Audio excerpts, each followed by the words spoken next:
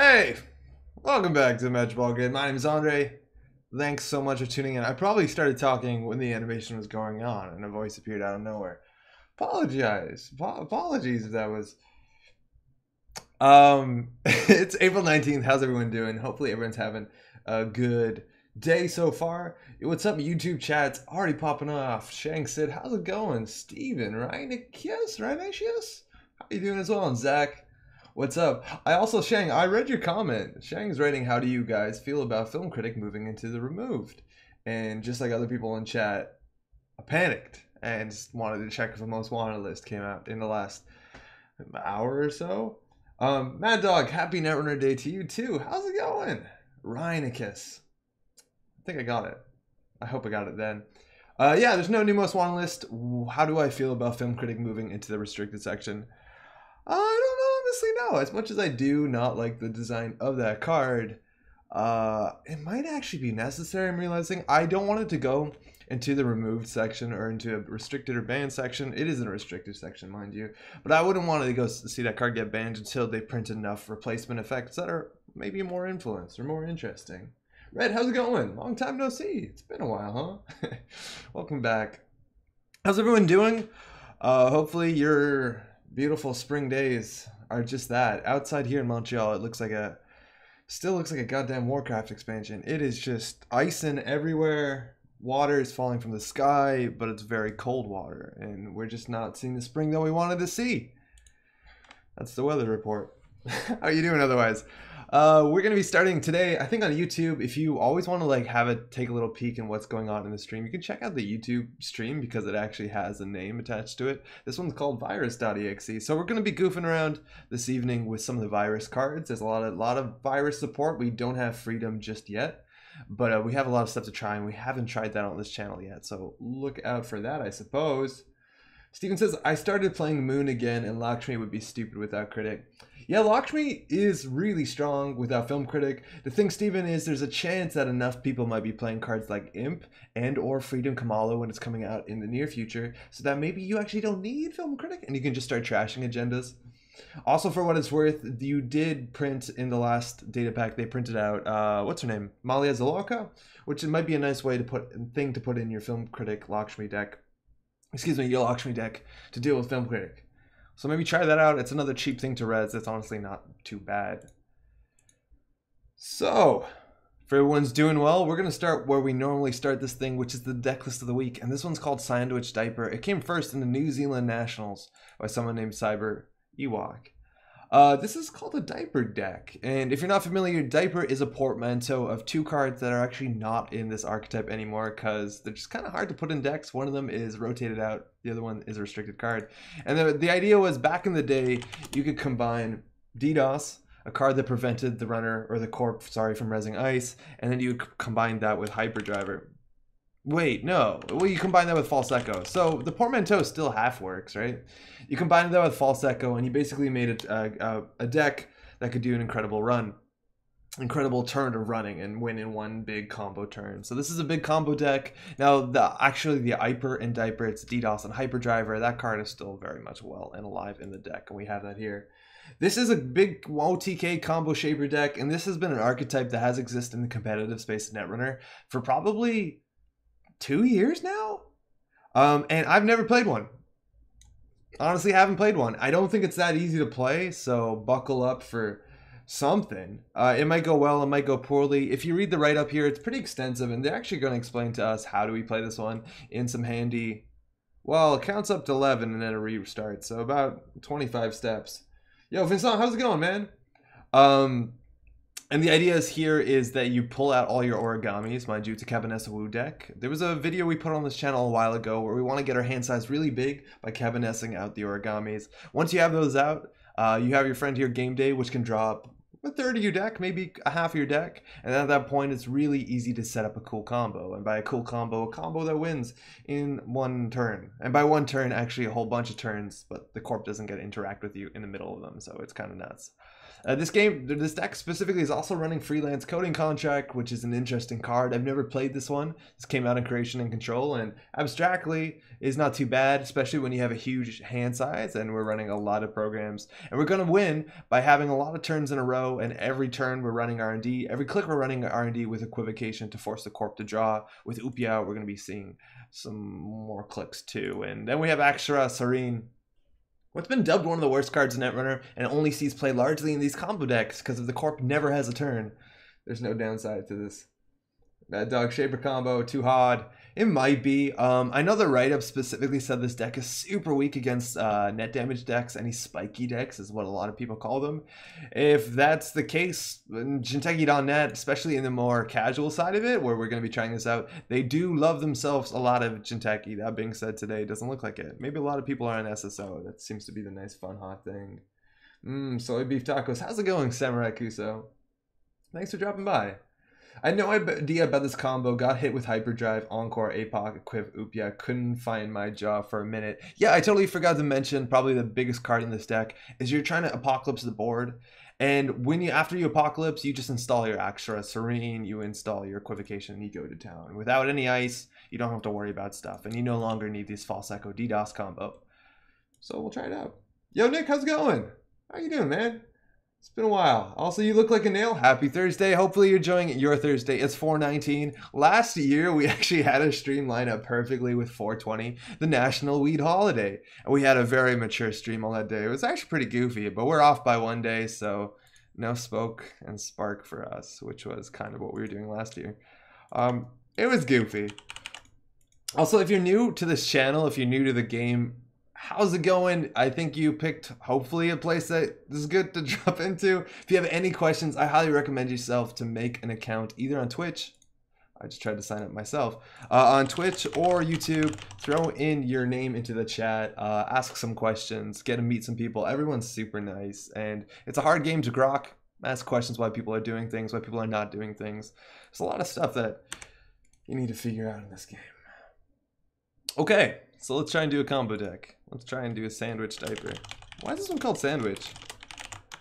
Her name is Cabo. I was watching some of my own, like I watch the streams and I watch the videos up I load, and you let me know, chat, if that's been the case, but I've been finding that I've been talking way too fast in some of my old stuff, and I'm struggling to understand myself, which is probably not a good launching point for someone who is like fully qualified in speaking English. Maybe that's not all the audience that's here, but like I've been talking way too fast, so we're gonna try and slow it down. Maybe this will be more approachable. Hello, Andre. How's it going, Jukas? Hi, chat. Which web browser are you using, Samurai? We are on Firefox, which is kind of just my pet browser. Apathy, how's it going? How are you doing? How's your day been? You look like a nail saying is I haven't had a problem following you. That's really good to hear. Let me know if that's the case though, because I do talk really fast when I get excited, so I'm gonna try and keep that to not all the time. I also run out of breath. I'll try a runner. Shangsid is saying, would feedback filter be good for spikes? It is pretty good for spikes. The problem with this deck is, as you notice, there's very few economy cards. We actually only have 3, which are freelance coding contracts. So even paying like the 9 to 12 credits you need to dodge 3 net damage, let alone install the card, we probably just can't afford it. Again, I haven't played this deck, so I might be not correct. But like, if you look at this deck, economy is not a thing we have. But Jukas says you do talk hella fast. No, I don't. Yeah, I really do. I was trying to say that really fast. Obviously, it didn't come through. Dr. Apathy, I just got back from playing Netrunner, so today has its own thing. What were you playing today, huh? Last night, I had the pleasure of playing Dinosaur Island with a table of 3 people. My sister, Pat, you might know, and my sister's boyfriend. And if you haven't tried that game out, it's really solid. It's my favorite worker placement game I've ever played. And I'm not that big into worker placement, but I really love this one. It's super charming. For new players, it might be a problem, but I have noticed you have tried really hard not to use shorthand like Mogo, Tarmai, GFI, etc. Yeah, Mad Dog, I try not to use abbreviations. Sometimes I do, and then I notice, and then in 10 seconds I hopefully repeat it again without saying the abbreviation. Again, if you're in chat, or if you're watching this video, in the comment section when it becomes a VOD, do not hesitate to ask, hey, what's a Mogo? Mogo, by the way, is Mother Goddess. CTM with Rashida and 419. I backed the new one on Kickstarter. The colors are amazing. I've heard there's an expansion coming out. It's the water-based one. I think Pat was telling me. I'll look into it. Because yeah, the base game is like really good, and the production quality is great. They also did Wasteland Express delivery system. Production quality on that board game is just like off the chart. A lot of miniatures in there. All right, there's 22 games playing tonight. We got all of them in the casual lobby. Hopefully it won't take too long to find a match. There's a chance. What's like popular right now? I think people love SSO. It doesn't tell you what people are playing, only the faction from the outside. So if you want to walk in, you kind of have to walk in. Jack Apathy was playing CTM with Rashida and 419. I still have not tried 419. That's on the to-do list for sure. CTM with Rashida seems really strong. I also haven't tried Rashida out. I haven't been doing enough deck building as of late. I think Rashida is probably the next thing to check. And there's so much you can do with Rashida that it's actually really hard to like... There's just so much testing that has to be done. It's definitely a good card, but it works in so many archetypes, which is really exciting. Currently 3 a.m. Where's Mr. Sandman coming to me? Well, it is a card they just printed. Not particularly strong, but you can put it in whatever decks you want. Maybe it'll come. Steve Rhino, how's it going? Playing against SSO still feels really weird. It is definitely weird. I think that deck specifically, you have to mulligan against it really aggressively, just because, again, I don't know if you watched the unboxing, but basically my thoughts on SSO are it's one of the most snowballing IDs in the game. If it can protect the 5-3 agenda for the first 3 turns in the game, it makes an absurd amount of value. So I think you really have to maybe even deck build differently against it. Cards like Inside Job, DDoS, Bahali Kongamato, Femme Fatale, sometimes Security Nexus. That actually really changes the game, because if you can get the first 5-3 agenda, you just turn them off almost entirely. But playing against it is different than anything else, and I actually really like that. Hover over faction icons to see the ID runner chosen. No way. Oh shit, I didn't know that. Mad Dog. Dope, thanks for pointing that out. That's really cool. Pretty good. Cody Chilton from YouTube, drinking a smoothie and enjoying great Netrunner. How's it going? We haven't started anything yet. Hopefully we'll find a game soon enough. Otherwise, it's just me talking. Hopefully your smoothie is better than that. But Jukas, what's your thoughts on the DJ which copies the runner ID? So that's, I'm going to say DJ Influence, which is a player from our meta, but it's like DJ Fenris, right? Seems really strong. If you're not familiar with this card, it was spoiled in the marketing material, so kind of officially spoiled. And it's a connection. It's a unique one of per deck. I think it costs 1 or 2 influence, probably just 1. And it says that you can install an Gmod ID. Hey, how's it going? That's not in your faction, and then you gain its card text as well. It seems nuts. That seems really, really good. There's a lot of really strong Gmods like Max and Haley and Max and Haley's really good. Geist is technically a Gmod, I'm pretty sure. It seems really great. I don't love one of cards in the deck. I guess as long as your deck doesn't depend on it, I think a lot of people are going to be building very greedy Geist decks or very greedy Haley decks that always want to rebirth into the other one or Fenris into the other one. And that deck will not be great if you don't draw well. That ID does at least help you draw. I don't know what we mulligan into. I think we actually mulligan into game day. As much as this looks really good, I think we just straight mulligan to game day. Again, I haven't played this. I gotta move my face. Anyways, it looks sweet. Ditaki, how's it going? Enjoying a beer and some Netrunner. Hey, how you doing? So we got it. We're going to just click for 2 credits and then game day up. It's really unfortunate that we're playing against Cybernetics Division that's trying to hurt our hand size. And we're going to have hand size like a 12 by the end of this turn. So that sucks for them. So we can do credit. Oh, I think we spent 1 too many clicks. I think we can do this with 6. Yeah, I think we did. So let's take 1 credit left. So what we can do is we're going to pull out a self-modifying code. Now, if we don't install or do something with this program, by the end of the turn, it will be removed from the game. But that doesn't matter because we're using it and we're paying the money up. And we're going to be able to have the huge-ass hand size, which, again, is super unfortunate against a deck that might just be a brain damage deck. But this is what you can do with Cabin SOO. And we've played other versions of this deck before on the channel. And now we have hand size 13. Good luck, Cybernetics Division. We can still die to traps, but, you know, it's pretty great. If we hit a brainstorm, it's going to be obnoxious. Elizabeth Mills from YouTube. I was going through an entire city block because KP told me that a runner was in one of the apartments, but finally I caught your live stream, so I got to stay in. How's it going? Thanks for dropping by. Man, that Elizabeth Mills name is great. Rashard, hey. Hi. How's it going? GG, I'm flooded. What? You don't have to tell me that. Oh, okay, well, we won. Ah, shit. Okay. That, honest, that doesn't really happen a lot. A lot of times people will just, like, they might be screwed. Okay, so, pulled all the agendas. Oh, oof, woof.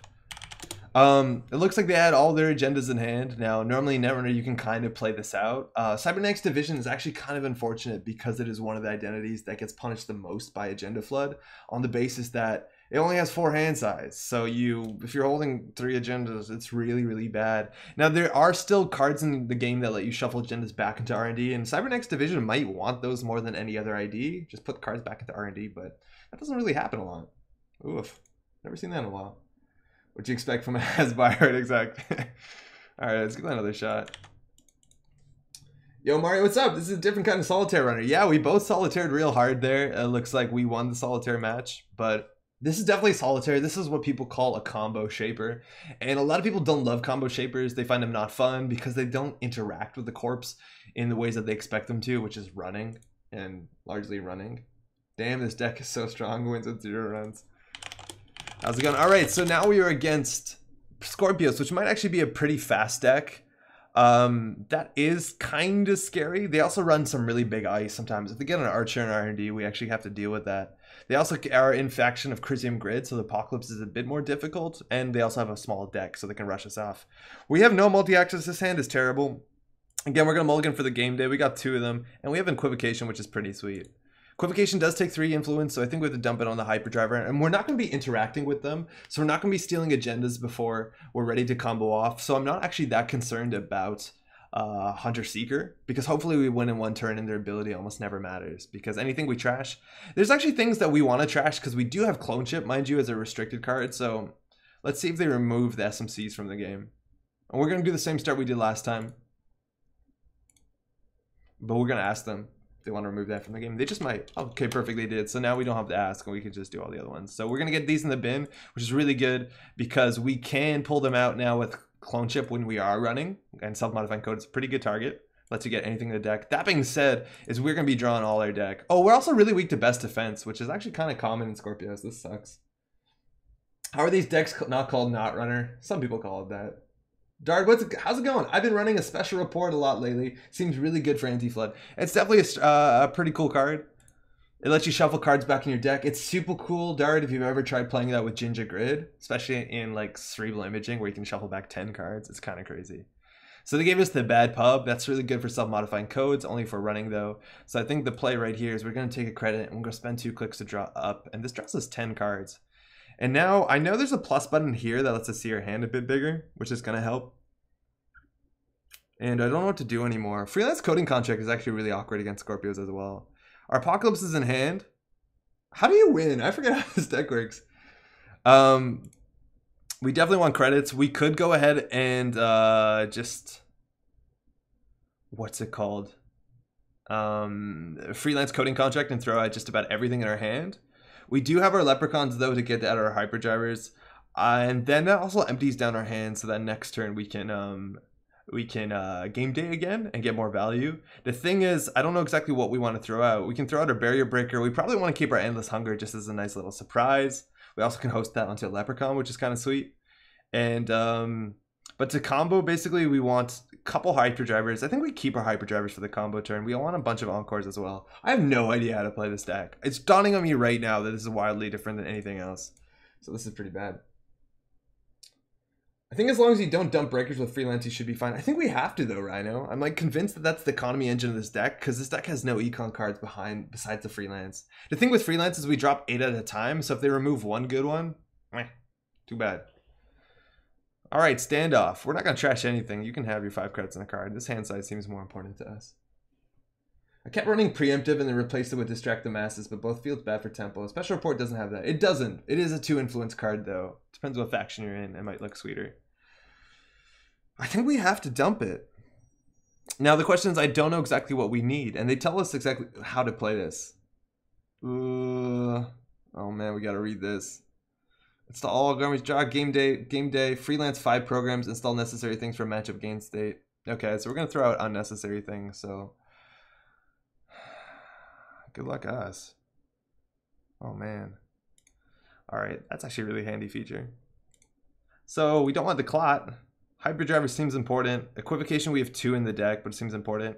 We can throw out a barrier breaker. They'll probably remove that from the game. We're actually not getting that much value here. I don't actually know if we need our Endless Hunger. Endless Hunger is really good on Apocalypse turns because our Origami's are going to get wiped anyways. This is actually probably a really bad thing to do right now. I'm going to go ahead and throw out the other Equivocation. And we can clone chip for an SMC, but that gives us a lot of money. Austerity, how's it going? Oh, hey, all, pretty sure you have to dump programs. Yeah, I think we have to, 100%. They'll probably remove the lady. It seems like the best card. There's a lot of barriers in Wayland. Oh, the Equivocation. They see we're on a combo game. Well, that changes everything. So we're just going to go ahead and install our board. Endless Hunger also is weak to Best Defense. Oh, wrong one. But we're going to get our Hyperdrivers out. And next turn we could game day up to draw us 9. It's not terrible. And from there we can maybe slowly combo off. Oh, we were meant to 100% throw that out. Oh, that's a bummer. Did we not click on that? Oh yeah, we don't want that. It's no good. We're not going to use these until it's our combo turn. Yeah, that was a huge mistake. So we'll install this first. We could install this. I don't think we want to. These also take up MU, which is awkward. So we'll just drop a bunch. All right. So what are we working with now? Analog Dreamers seems pretty bad. Brahmin is interesting AI. We have another Upia. We don't have another. Oh, we do have another freelance coding contract. So we probably can just pop it. We didn't draw into the same old thing or to another game day, so we're gonna have to draw manually from now on, which is not the best. But like, if we draw into our Equivocation, which they removed from the game, we also want our Axura Serene. We're actually kind of close to comboing off, right?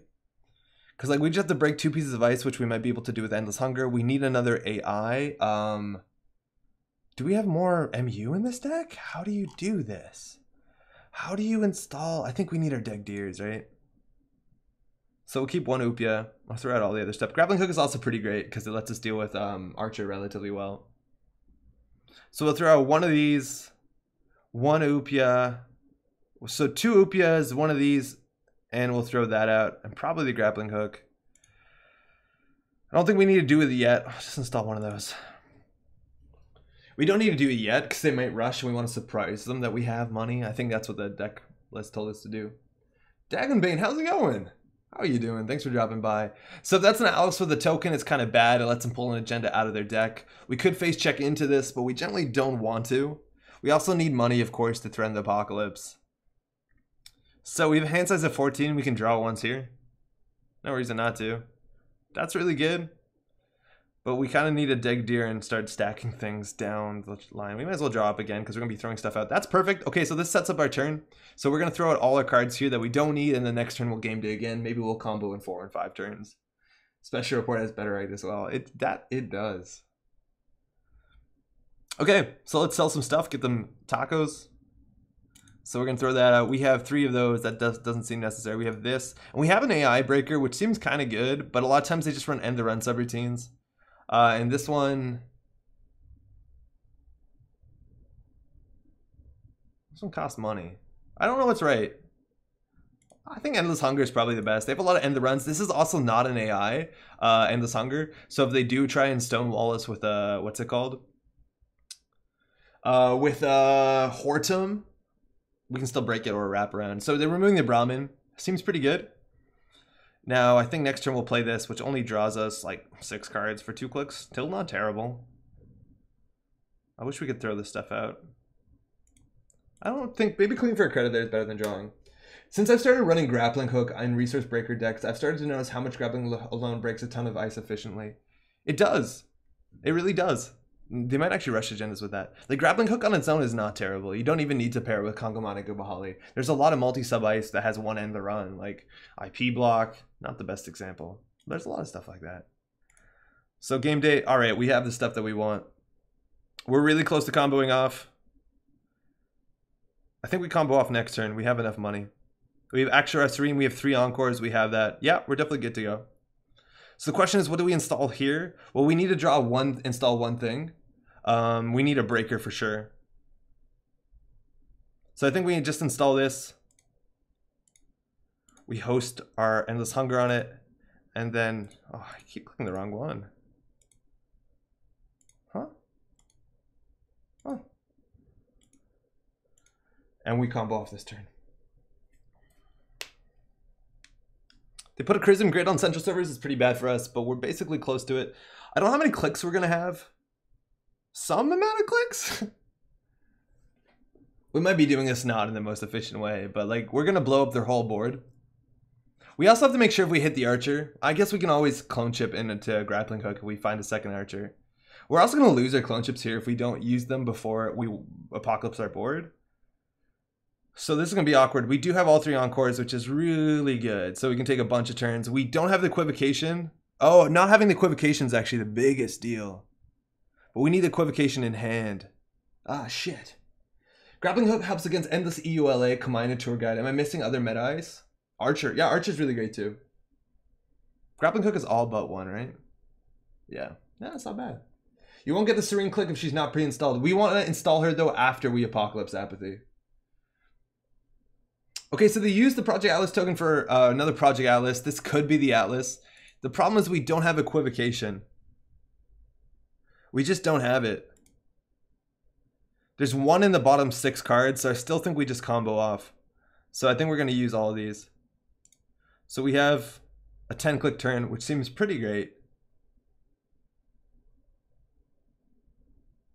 Yeah, it seems good enough. Probably put their better ice on R&D, so we'll run it last. It's more likely to be the archer. You can also install grappling hook here. It's an enigma. Oh. So we can lose a click or we can install the grappling hook. Installing the grappling hook cost us, so that's going to cost us 2 credits. Do we want to spend 2 credits to save a click? Because we're going to do 1, 2, 3, 4, 5, 6, 7. No, we can lose a click.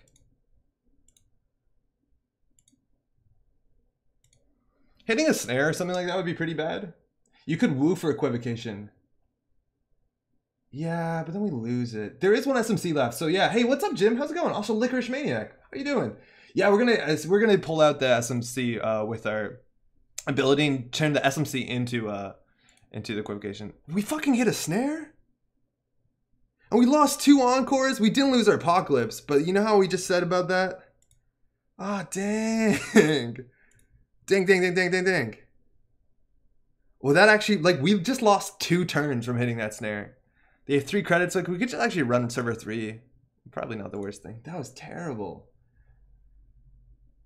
2 in the bin, 1 out of the game. Oh, yeah, we don't have SMC. We have to actually pull the equivocation. Okay, well, that snare hit was terrible. That's why spiky decks are really bad. We hit in first curfew there. They're definitely trying to kill us, so there's more snares in the deck. Luckily, that's not going to matter too much. A breach dome in here would also be terrible. I considered running a heartbeat somewhere for the damage decks. Heartbeat isn't terrible. And they threw out a wrap. So we're definitely going to Apocalypse here. We see if we can do anything of value. Anything we install gets trashed. Man, we lost 2 Encores. That's brutal. So we can install Axor Serene, which is free. So I think this turn we're going to have 4 clicks. So I think we probably do the equivocation right now. No, that can't be right. I think we just draw.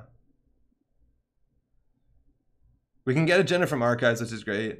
We play the Encore for sure. We can do same old thing into Encore, which is 3 clicks to get another turn, and our turns are 5 clicks. So that's technically worth it.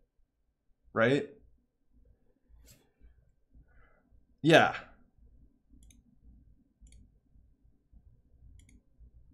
Oh, that's not an Encore. That's an Encore. So we're gonna take 2 more turns after this, which is really great. A dumb brick, what's up? I like leaving the combo on Bookmark until you finish 3 turns, but I think this deck is different. Yeah, this one doesn't run Bookmark, and Bookmark loses to best defense, which is really scary. So we know all the cards in R&D. We can run HQ for another. I don't care. I think I just want to draw into the equivocation. That's probably the best play we have here.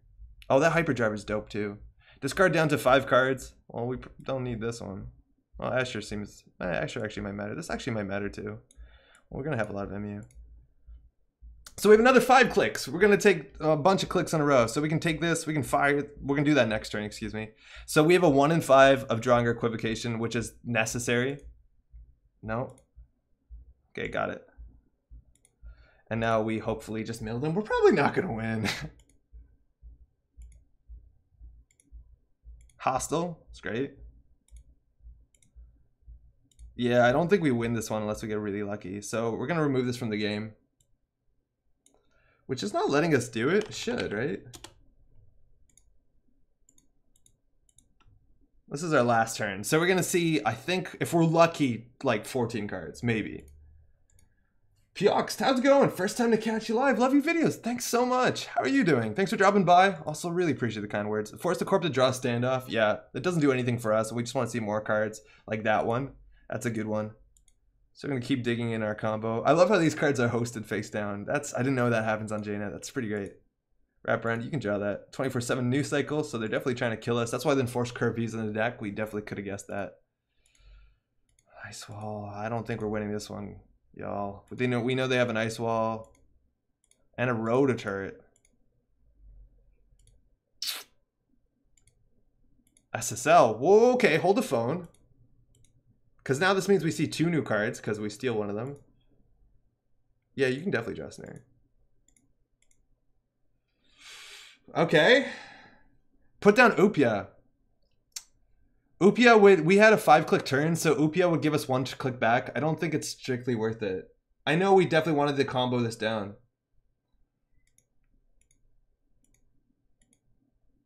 But like, we had 5 clicks on our turn. Oh wait, we had more than that. We had 8. So this actually would have given us 2 clicks. Oh no, only once per turn. It's not worth it because this is our last combo turn. We should have done it the turn before though. Yeah, chat, sorry. I saw that too late. You're right. This would have given us about 2 more clicks, which is actually 1 more click. Which is kind of the difference between winning and losing the game. Oh wait, there's one in archives.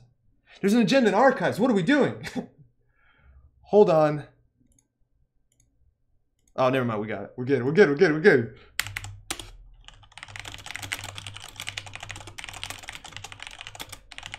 Charles Graham, how's it going? Charles Graham saying win in archives. Yeah, chat. 6-second delay is way too slow for me. Melted Lilacs, how you doing as well? There's agenda in archives. Probably. Almost definitely. Syncopate, what's up? Not even close. We played that flawlessly. I don't know what you're all talking about. We did see a lot of cards there. Yeah, after APOC, there's definitely an agenda in there. I'm pretty confident. We're never going to find out. We're probably never going to find out. I don't know if Shishu left. Did Shishu leave a while ago? Is Shishu in here? No, because they let us all our runs successful. Maybe they're still in here somewhere. High fives. All right, let's do one more of those because those games are pretty fast. I'm not the big fan of the combo cheese. A lot of people don't like playing against it, especially in a casual lobby in Kentucky.net where you're kind of more expecting to have a bit more interaction going on. But we'll do it up. I think Deckmaster was in the last lobby, so they know what we're playing. And there's a lot of ways that we get wrecked. That's pretty bad. Hey. So Architect is also one of the big counters to us, the Ice Architect. If you put an Ice Architect on R&D and you get a res it basically means that we have to, we have a counter to it. We do have Escher, which lets us move everything around, which is kind of sweet. We definitely, I am the Deckmaster, I have noticed. That's a interesting intro. So it's cool to have an origami in hand. It means we keep 1 SMC in deck, and it means we save 2 credits. But if we don't draw into our 3 copies of Game Day, we're going to be clicking for a lot more. We're going to be clicking for draw a lot more than we are going to getting value out of the origami. So we're going to mulligan that. Nailed it. We also have both of those in hand, which is really great. Apathy is saying Econ Denial 419 with Exploit, Mobius, and Top Hat is pretty fun if you're looking for something to build. Tonight, specifically, we're going to be playing a bunch of virus decks. What card's Exploit? Exploit's the triple server run, right? I'm not a big fan of Mobius. Really not.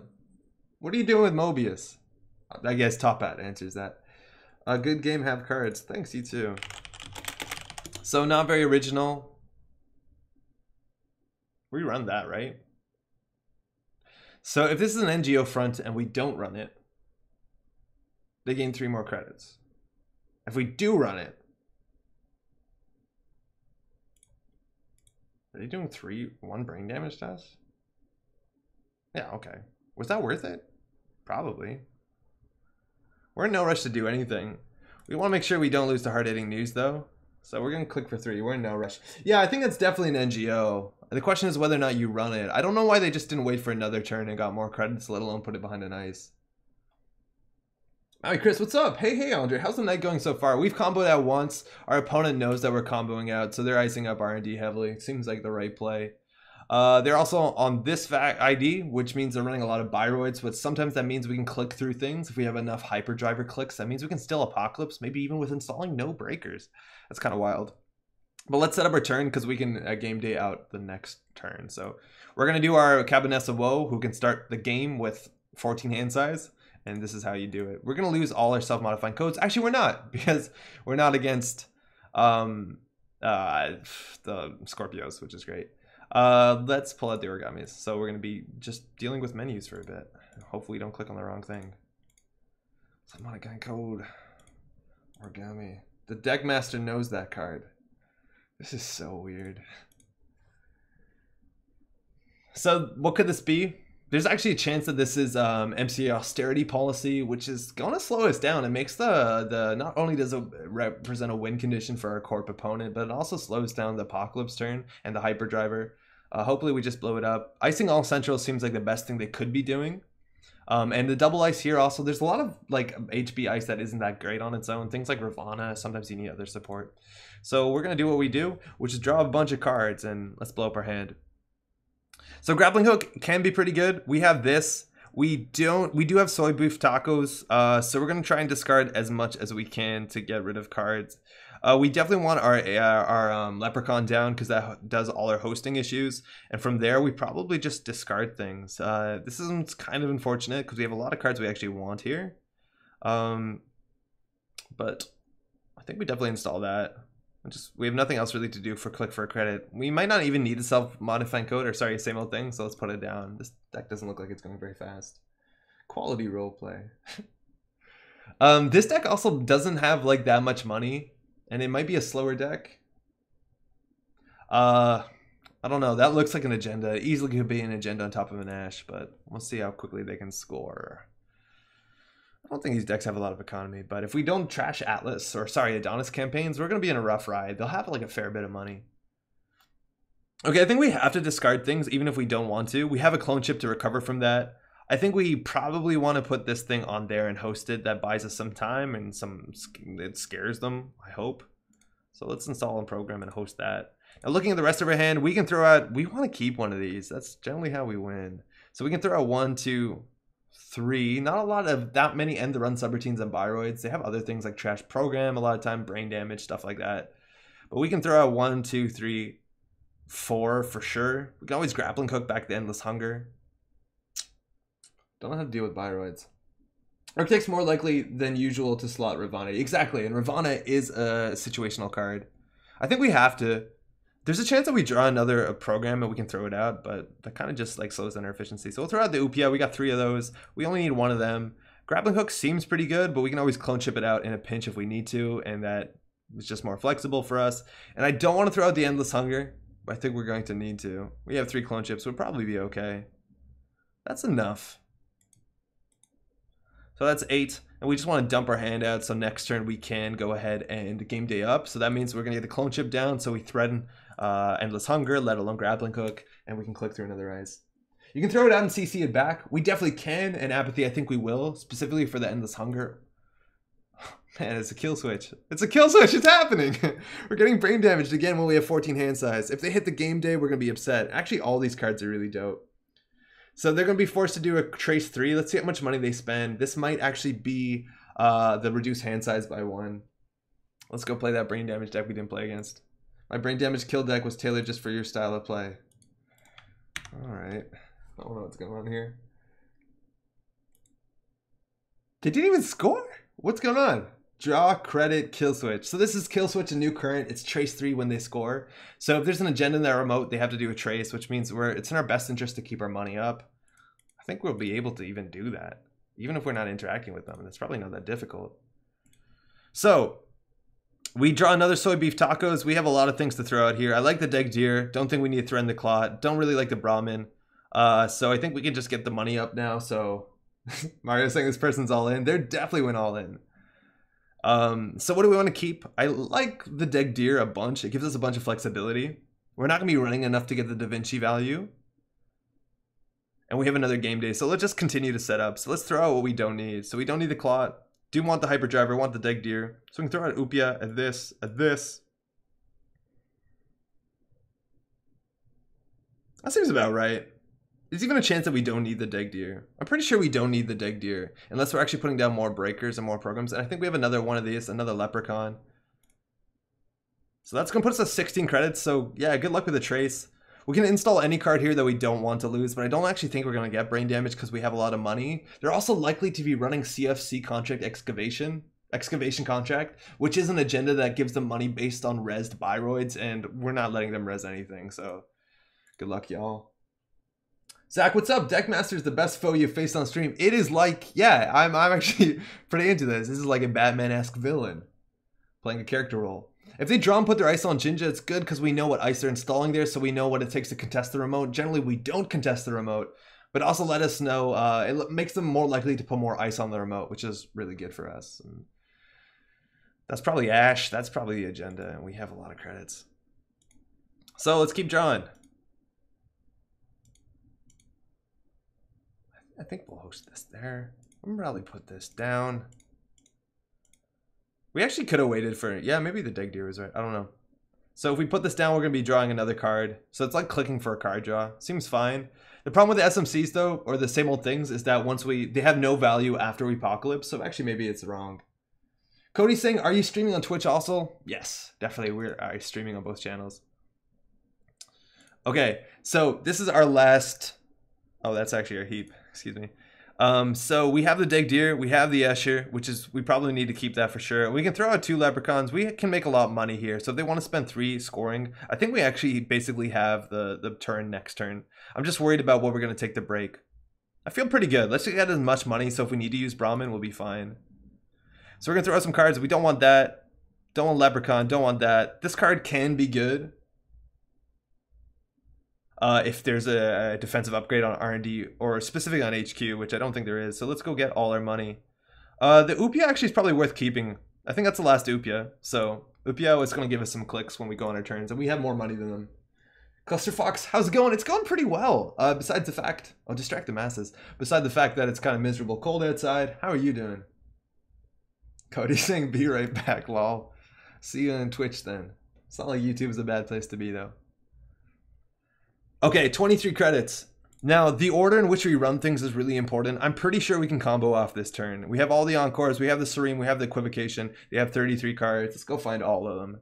So let's go take all the clicks. This might be wrong. Again, I'm not that familiar with this deck, but we have 10 clicks, which means we can generally click through some stuff. If we run HQ first, then they might run res ice on R&D, so we can start making educated decisions. So I think we always res HQ first. The deck master is patient and mean. Okay, this is the nausea. How do we deal with the nausea? If we click through it, we'll have 7 clicks left. That's probably enough. We don't have access to Our Lady. We could jack out here, run again, install Our Lady. That's kind of comparable to clicking through this twice. 2 clone chips might not actually be necessary for this. And if we pass it, they get a free res, which I think is pretty good for us. Chilton, how's it going? Distract the masses means probably more agendas for combo. Probably more. I think you're right. They also gave us money, which is pretty good. It makes little sense with the kill switch. So I don't know what to do here. I think we're actually going to click twice, putting on 7. If we run here 6, then it's 5. And then we can do 4, 3, 2, 1. That's good enough. If we have to click through ice on R&D, it's going to suck. But maybe clicking through this is wrong. It's ridiculous here. It's about 20 Celsius here in Belgium. And it's the middle of the night. That sounds lovely. Fairchild 3.0. So we can grappling hook that and trash one of our installed cards. That's pretty great for us. Oh, we just got a corporate sales team, so they have to do a trace. It's not going to work out in their favor. We have a lot of money. So this did something, which basically cost us 3 credits. We have to pay the trace because the chance of us... Oh, wow. They actually did math here. Oh, we have a link. So we're going to boost by 5 just because we don't want to lose any of our good cards. And almost every card in our hand, if we lose, we'll be pretty upset about it. So we'll pay 5.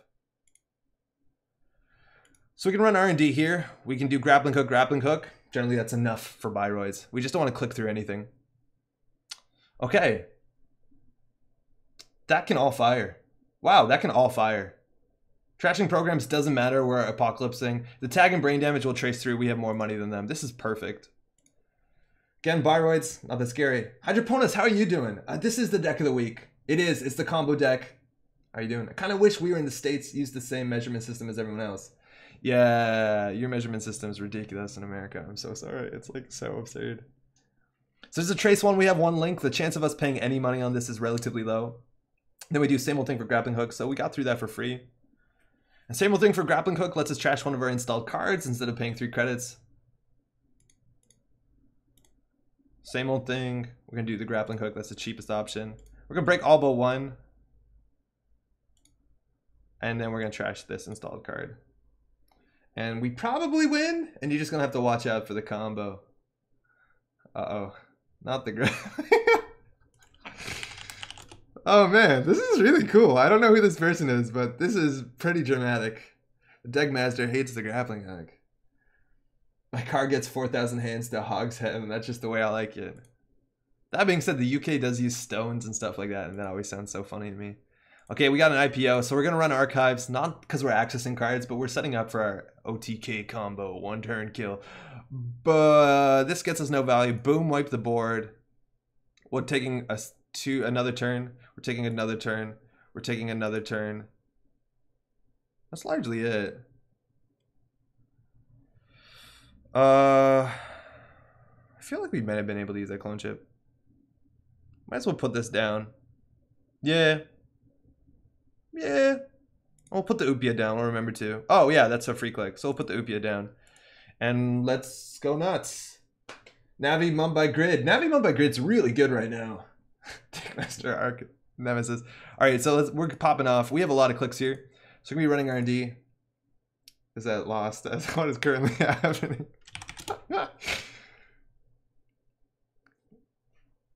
Yeah, Akshara, Upia, Mario, you got my back. We remembered it this time. We got to warm up for one game. The Deckmaster's feeling naked and stranded. Aww. There actually might also be an agenda in archives. So we're going to see the top card of the deck. It's an RPO. You can draw that. We found this one. We have to spend 2 credits and a click for the Ikawa project. There's a chance this game is going to be over very quick. They have money for snare, which is actually lethal. So I'm going to draw once before we run R&D. That was a mistake. We should always run with 3 cards. There's a chance we die to snare right now. It would have to be 2 snares in a row, though. Or the second card being a snare and the first one not being an agenda more accurately. Red herrings. Yeah, you can draw that. Trash Sandberg. We're not going to need our money as long as we keep 2 to steal the combo. So trashing this gives us more accesses. So yeah, we'll do that. Naja, you can draw that. It's a Ginger City grid. We want to keep 2 credits so we can steal a Kawa project, so we're not going to do that. We're going to use the Upia to get that click back. We can get some click compression in here. We're running a lot. So yeah, you can draw the Ginger. We've got a Fairchild. We got a lot of clicks, mind you. I think it's almost mathematically impossible that we don't win. That's a Tempest. Ooh. Ooh. Oh, more chases. Extra arrows should be known as misclick. Those cards now feel so heavy in the deck. So this is the new trap. This is Tempest. They do a trace 3. We can lose 2 clicks or suffer brain damage. If they spend money on this, which they did, we're just going to go ahead and take the brain damage. None of these cards matter. And they can't fire snare off anymore. So we'll take the brain damage. We'll trash that for sure. So again, this card gives us so many choices. We could beat the trace. Well, obviously we didn't there because they booted all their money. But now like we don't have to respect anything. Naja. This is the same turn, so we can't use Upia. Upia is only once a turn. Fairchild. Oh, are there ice in here? They also might all be in HQ, but I still think we'll probably find one. Fairchild 2. Okay, so we'll use this before we forget. I think we have another turn after this. They can't fire snare though. They only have 1 credit, so I don't care that we're accessing with 2 cards. Satyr Adaptive Barrier. That's going to be good. They need to get a good IQ that they res for free or something. Fairchild. Come on. There's agendas in here, right? There might be one in archives. I'm not going to check yet because this is still exciting. I think we... Feel the Deckmaster. I think we still have another turn after this. Brian Stinson. No, we want to keep 2 credits. Christ almighty. Ultraviolet clearance? Come on.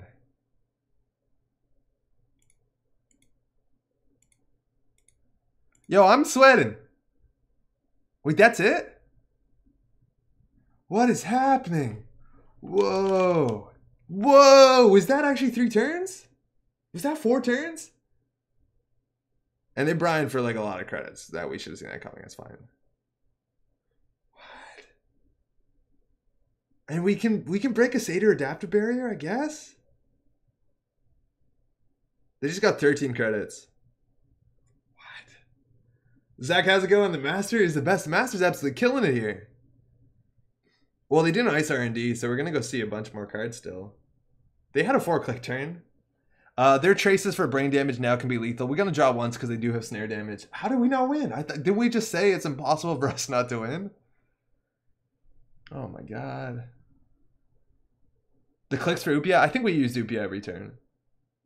Descent also has to go in Descent Saturn. Brad, what's up? What is happening, Brad? We're playing the deck list of the week, which is a 1-turn combo deck. We apocalypse their board, and now using the value of 5 clicks a turn, Upia, and Equivocation. They definitely should ice that up. I don't know why they didn't. There might be nothing that they could res unless they did this, but they had 4 clicks, right? So we draw. Oh, that's good. We'll do this shit again. Run archives? Yeah, we're going to do that soon. We'll do that last click because this sees us more cards. They've got to gain an extra click. I don't think they forgot because it's automatic. Maybe they did. I think they stinted into the IPO. Oh, they stinted into the IPO and it ended their turn. Yeah, they did forget they had a 4th click. That can't be rare. I think there might be typing in character about that. No one else but the deck master has ever sized that. I agree. The deck master is a very strong foe. No, what's a better word for this?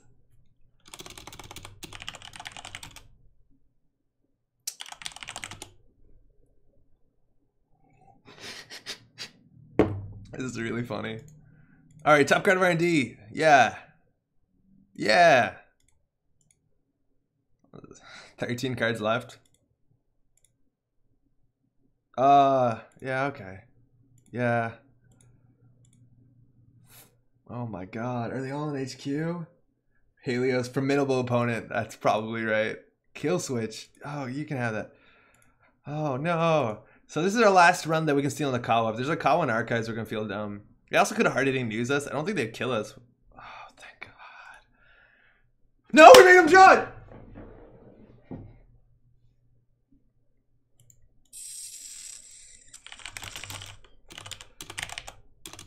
Might have misclicked that one there. We did force them to draw the Kawa project, which is exactly wrong. We do that all the time.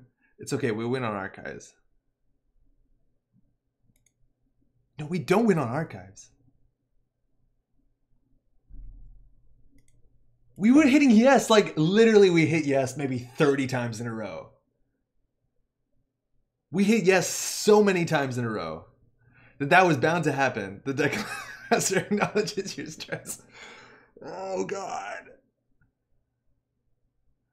Well, we had it. We had it. We basically had it, right? And they can fast advance 3/2s. What's going on? I think they're just giving it to us. 8 cards left. I think they're all in HQ. They're definitely all in HQ. Emanate, what's up? You done goofed? Maybe. Okay, I'm assuming they're just putting the Kawa down so that we can steal and win it, but I'm also very fucking suspicious about the deck master. So much that I don't want to touch this with a 10-foot pole. Because they did nothing. They installed it and they left a turn over.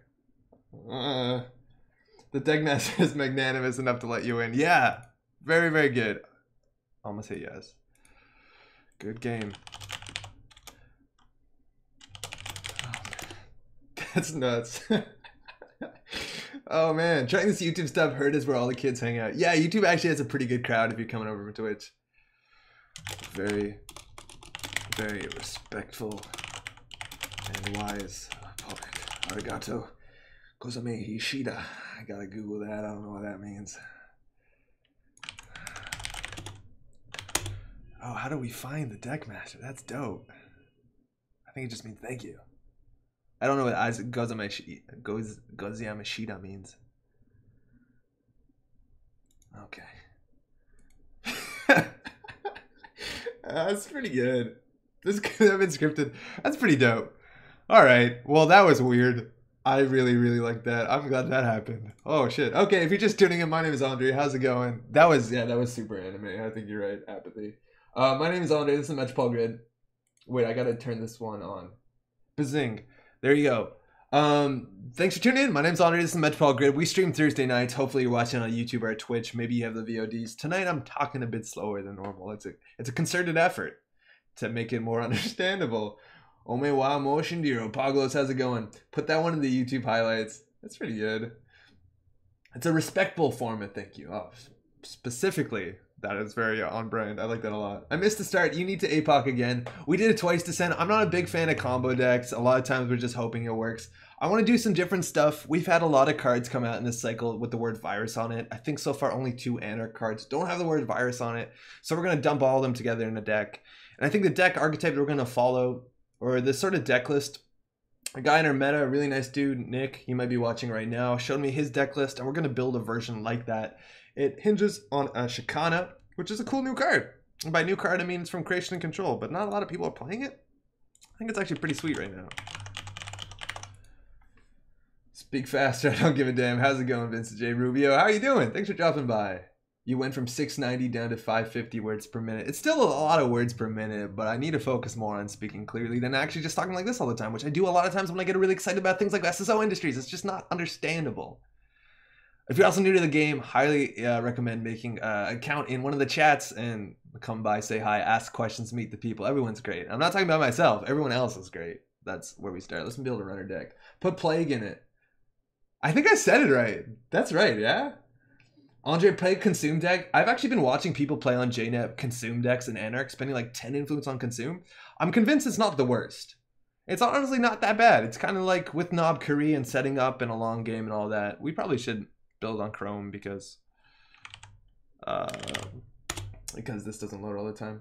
It's okay, Andre, you're just like a puppy doing tippy taps, so you can't help it. I get carried away. Okay, we'll build this one on Chrome. Needs more Surge. There's actually, I think, maybe no spoilers, but Surge is a card, right? Maybe we'll see a new Surge. I think actually we talked about the marketing material about the new Surge. Or listen to everything at triple speed, you're fine. Yeah, that's the thing on YouTube. If you don't understand this, you can change, hit that gear icon, pull it down to 0.5, put it up to 1.5. I think it doesn't distort my voice. Okay, let's build a deck. It's not as fast as Bayokin's introduction to videos. He nails it. So we're going to be playing an Anarch, so we have some choices here. There's currently an Anarch coming out in a couple of weeks that specifically deals with viruses and destruction. We're not going to be playing with him. That one's not here right now. It is actually, but you're not going to see. That's a corrupted image, so full spoiler free. So we got to make a choice of what we're going to play with. And we have a couple options here. You could always play Noise that has virus on it. That's good, and that's good, clean fun.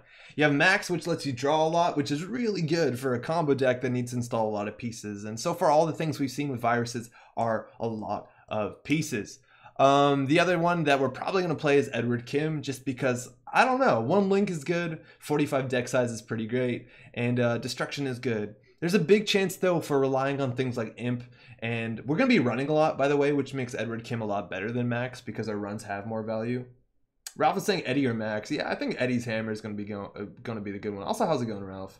I listen to all my lectures at 2 or 3x. Slowing it down makes the professor sound drunk, though, so it's worth it for the laws. I listened to a lot of my lectures back in the day at like 2 speed. I also listened to like board game explanations at twice speed.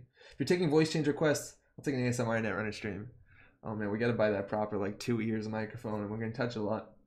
Always fun to play as the violent racist. That's technically true. We're going to play as this dickhead with the hammer. So we're going to play some viruses. There's a lot of virus card supports. And we got to make some very good decisions. And one of the big jumping off points of a virus deck is whether you got virus breakers or not. Got to run human first, just because it's really good on theme. Kim and Friday Chip? Yeah, I don't even know. Vincent wants the ASMR. So there's a breaker this breaker exists, and it lets you deal with barriers using your virus tokens instead of barriers, or instead of on other things. And there's some issues with this card right now. We don't have a full breaker suite of these virus breakers, and we might be getting it sometime soon. Go away. How do I just say, like, not now, thank you? We don't have them yet, and the question is whether we want to go to these virus breakers there might be another one coming up in the future. There might be 2 more coming up in the future. We don't know. But the thing is that I'm seeing right now is if you want to run a virus breaker, this is probably still the best virus breaker in the game. Specifically when it comes to Yusuf. Yusuf is a fractor, and it's a relatively good fractor. But if there's one type of ice that anarchs don't currently struggle with breaking, it's barriers. So like we're not going to do that. So we're just going to hit the 3 here because this card costs 1 influence for some reason. I think you don't play Yusuf. Yeah, Rhino, I think we don't play Yusuf.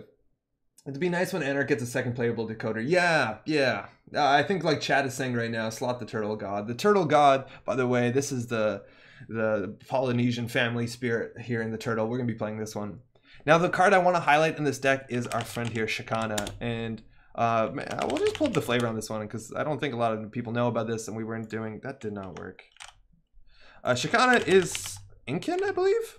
Why are you not working? Okay.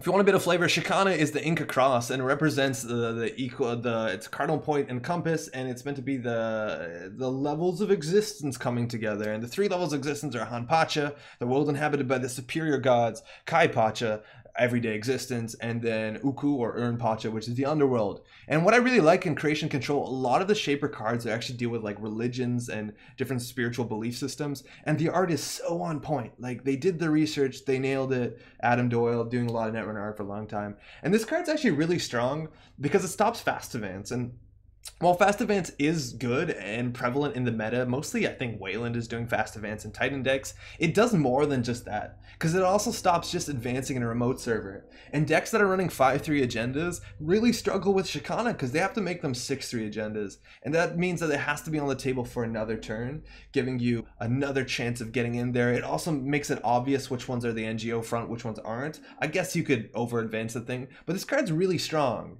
And this card's also really good if we're running cheaply, if we have an Amakua that gets in for cheap and we want to run R&D and hit the Edward Kim value. But it's also really good because we can play things like Hive Mind, which we'll get to in a second, or just Friday Chip and Virus Breeding Ground. So we have a lot of options here, but this card is really sweet. The thing is we can't really tutor this besides Crypt, and Crypt is a meme here on this channel, so we're probably not doing that one. So the question is whether we play 2 or 3 of these, and I don't know how important it is in our deck. I think we can start for 2 and go up from there. Chat is loving the Adam Doyle cards. I agree, Adam Doyle cards are really great. There's actually been a lot of really good Netrunner art as a long time. Matt Zalinger also, I'm a big fan too, Cluster Fox.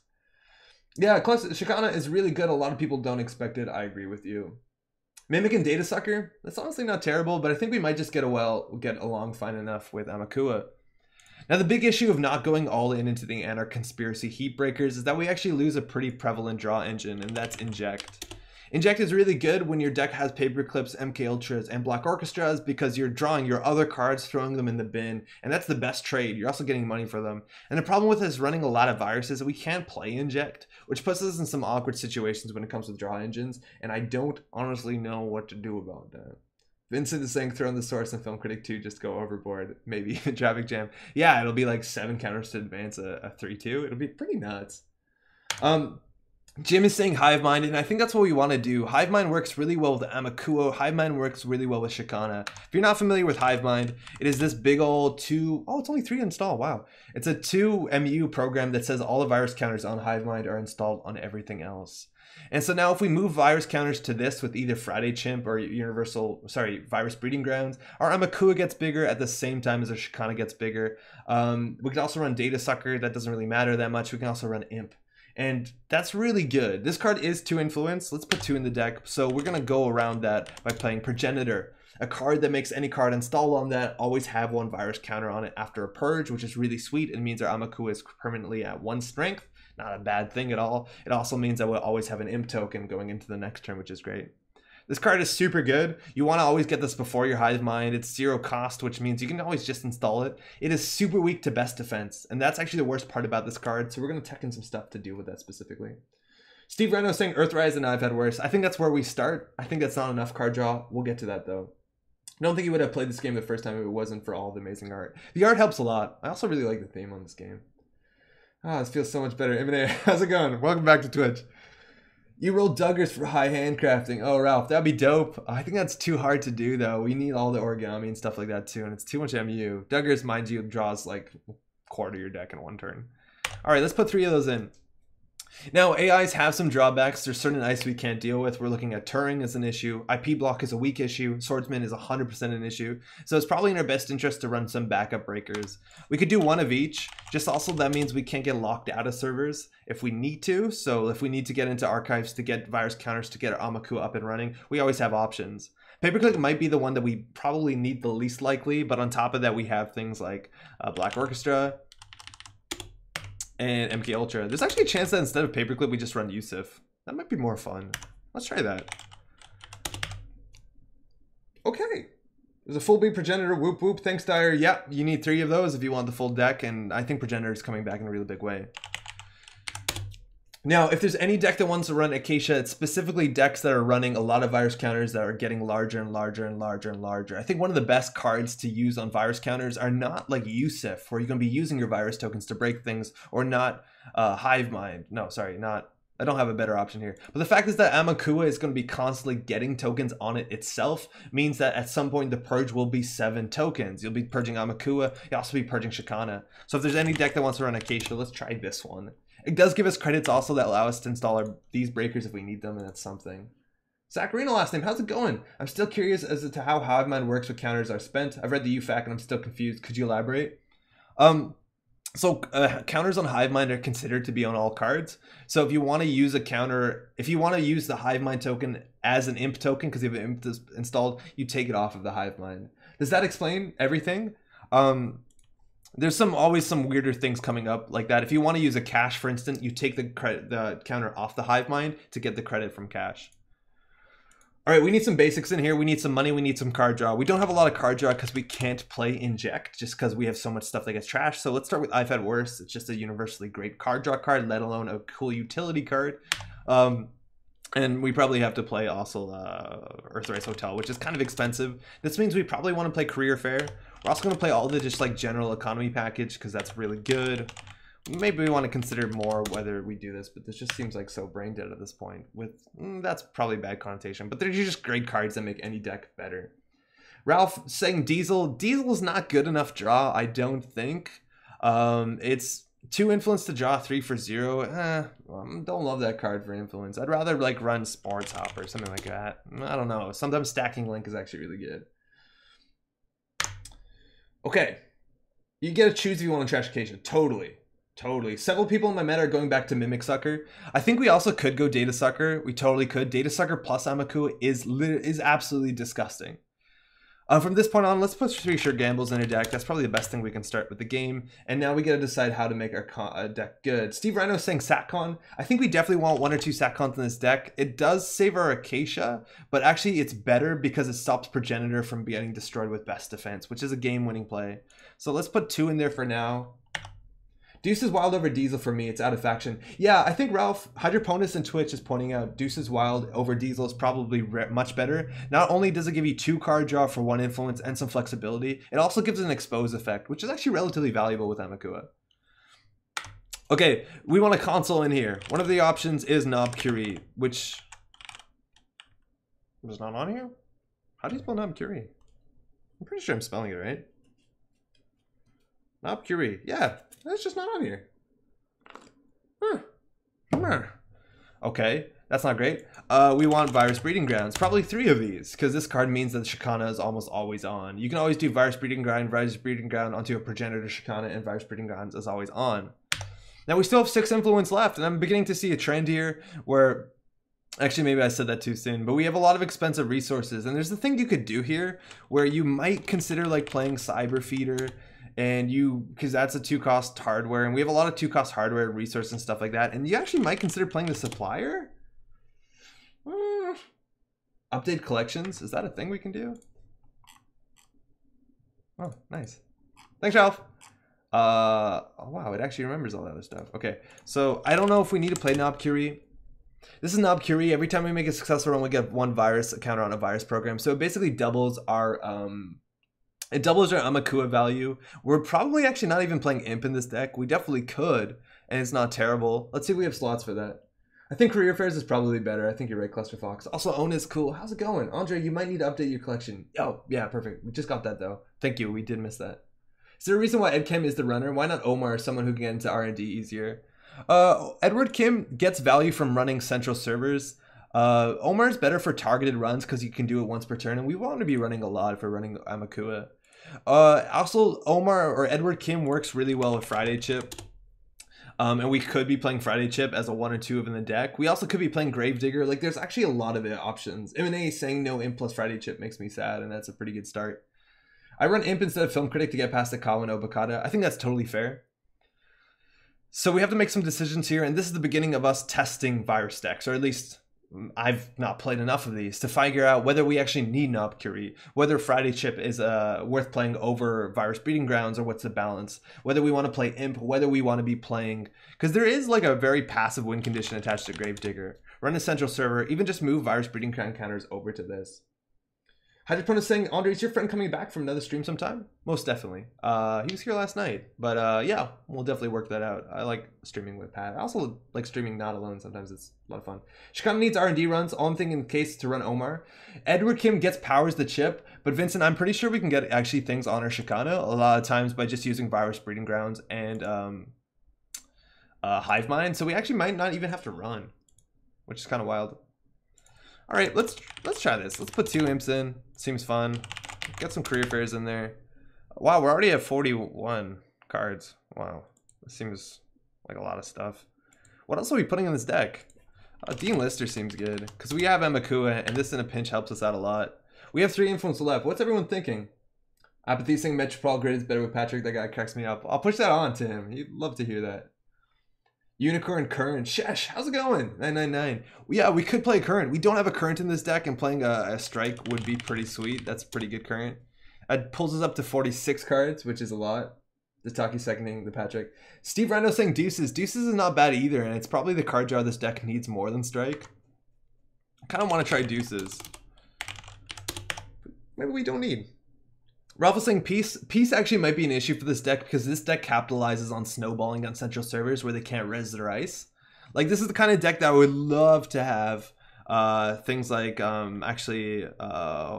what's it called? Dirty Laundry would be really good in this deck, but we have so much slow stuff we have to set up. Another card that would be really good is Mining Accident, because we have Bad Pub. We're running central servers for free with Amakua to get some trashes. It's really good. What are we doing for memory? Progenitor. Whatever we host on Progenitor doesn't cost MU, and basically all we need is Amakua, Shikana, and then everything else is on Progenitor. I don't actually think we need memory. How are you feeling about this deck, chat? Let's see what it draws like. So this opening hand's ass. So we mulligan into this hand, which is kind of butt too. So we draw with 3. This is terrible. Man, I don't like Acacia. This is an okay starting hand. We play the gamble. We draw Ivazarus for 3. We throw down a Progenitor, we put an Imp on it. We practice central servers. You need to be able to clear Scarcity. You're 100% right. Scarcity is going to ruin us. Which makes me think whether we just don't play Acacia and we don't play Sakon. Right? And then we can play more snowballing cards. Like, what's the chance that actually just playing Mining Accident will give us more money than Acacia? Even, yeah, maybe just 2 Acacia. 3 seems like a lot. We only want to draw this in the mid to late game. Early game, it's pretty terrible. Oh, you can probably cut Dean. Oh, Dean with Turtle's really good. You could probably cut Yusuf. That's a Fractor though, which is great. I take Paperclip over Yusuf. There's nothing else you can store in your heap until you don't need it. Yeah, I just kind of want to try Yusuf. I think Apathy, you're totally right. Paperclip's likely better. But I just want to test it. We'll probably go back. Yeah, I think Scarcity is way over the curve, Hydroponics. I think you're totally right. So we got to get the Current in here. I guess the best is Strike, so let's drop these. I don't care to keep those around. We'll put some strikes in there. Let's put 3 and we'll make some more card slots. Well, actually that worked pretty well. Oh, 1 influence too much. Huh. That's an easy fix. I think Deuce's Wild is worse than Career Fair. Cut 1 Breeding Ground. Yeah, this seems like too many. What's the chance that Virus Breeding Ground is strictly worse than... No, it's better with Progenitor. It might not actually be worse than Friday Chip. We can also try 1 and 1. 1 Virus Breeding Ground, 1 Progenitor. That might be interesting. Either Stimhack or David could help versus SSO. Yeah, Vincent, actually, that's a really good point. Because the issue with our deck is Amakua is really good at breaking with small ice, but if they have big ice on remote servers, that is an issue. So a combination of David and Amakua is probably perfect. It's probably really perfect. But I think Dean Lister is basically our David. Hydroponic was saying, would making scarcity restricted too much? I think it would be, and no one would play it. I'd be more interested if scarcity cost influence, but at the end of the day, it's still a brutal card even if you pay influence for it. I don't know. This deck works out single axis like in olden times. Yeah, that's the problem. It's actually like a remote camp deck with the Shikana. This might not be good, mind you. Like, this might not be good. We need another card in here. Sports Hopper, Underworld Contact, I heard Drip Economy. Poglos, it'd be good. It's too many slots, though, because we need to add Link and then the Drip Cons. Like, Underworld Contact, for what it's worth, is basically as good as Cyber Feeder, and we're not playing Cyber Feeder. Zaka saying Data Sucker. I kind of like Data Sucker. I do kind of like Data Sucker. I don't know what this deck needs. Like, we could drop 2 Acacia, just play Data Sucker. We don't have a lot of money. 1 turntable is console. Ah, that's actually a really good 45. That's a really good 45. I'm upset that we're not playing Knob Curie. Let's try this. Drop a Hive Mind for a sucker. Hive Mind is one of the best cards in the deck. I think it's probably better with Friday Chip, but it's probably one of the best cards in the deck. Like, the whole deck is hinged around this, I guess. Maybe I'm wrong. Reverse EOI on these fools. Hey, that's the EOI. Exchange. Okay, chat, let's try this and we'll make some changes. We got to do some iterative deck building. I don't want to get hung up too much in here. I think we've made an okay deck. It doesn't have a strong win condition. I think we made an okay deck. Doesn't have the strongest win condition. But we'll start here, see how bad things go, and then we can always like pull it back. Even a rebirth probably is worth 1 influence, right? Because then we could rebirth into... that turns off Edward Kim. Okay.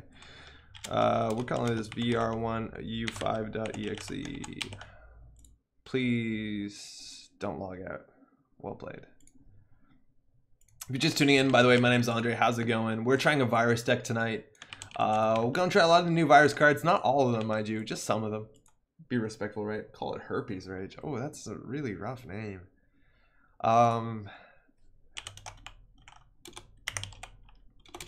But that's the thing with the virus decks. As much as like it seems like the deck builds itself to some extent, like, oh, you play Knob Curie and then you play Imp and then you play this and then you play Friday Chip. There's a lot of decisions you have to be made just because there's so much other shit you have to put on a deck. I think the one thing that might throw viruses over the top is if we have one virus card like Cash or something like that that translates to card draw. As soon as we see a card like that, I'm sold that viruses are going to be better than anything else. But right now they struggle because Anarch just doesn't have enough card draw. And there's no virus win condition, right? We don't have medium anymore.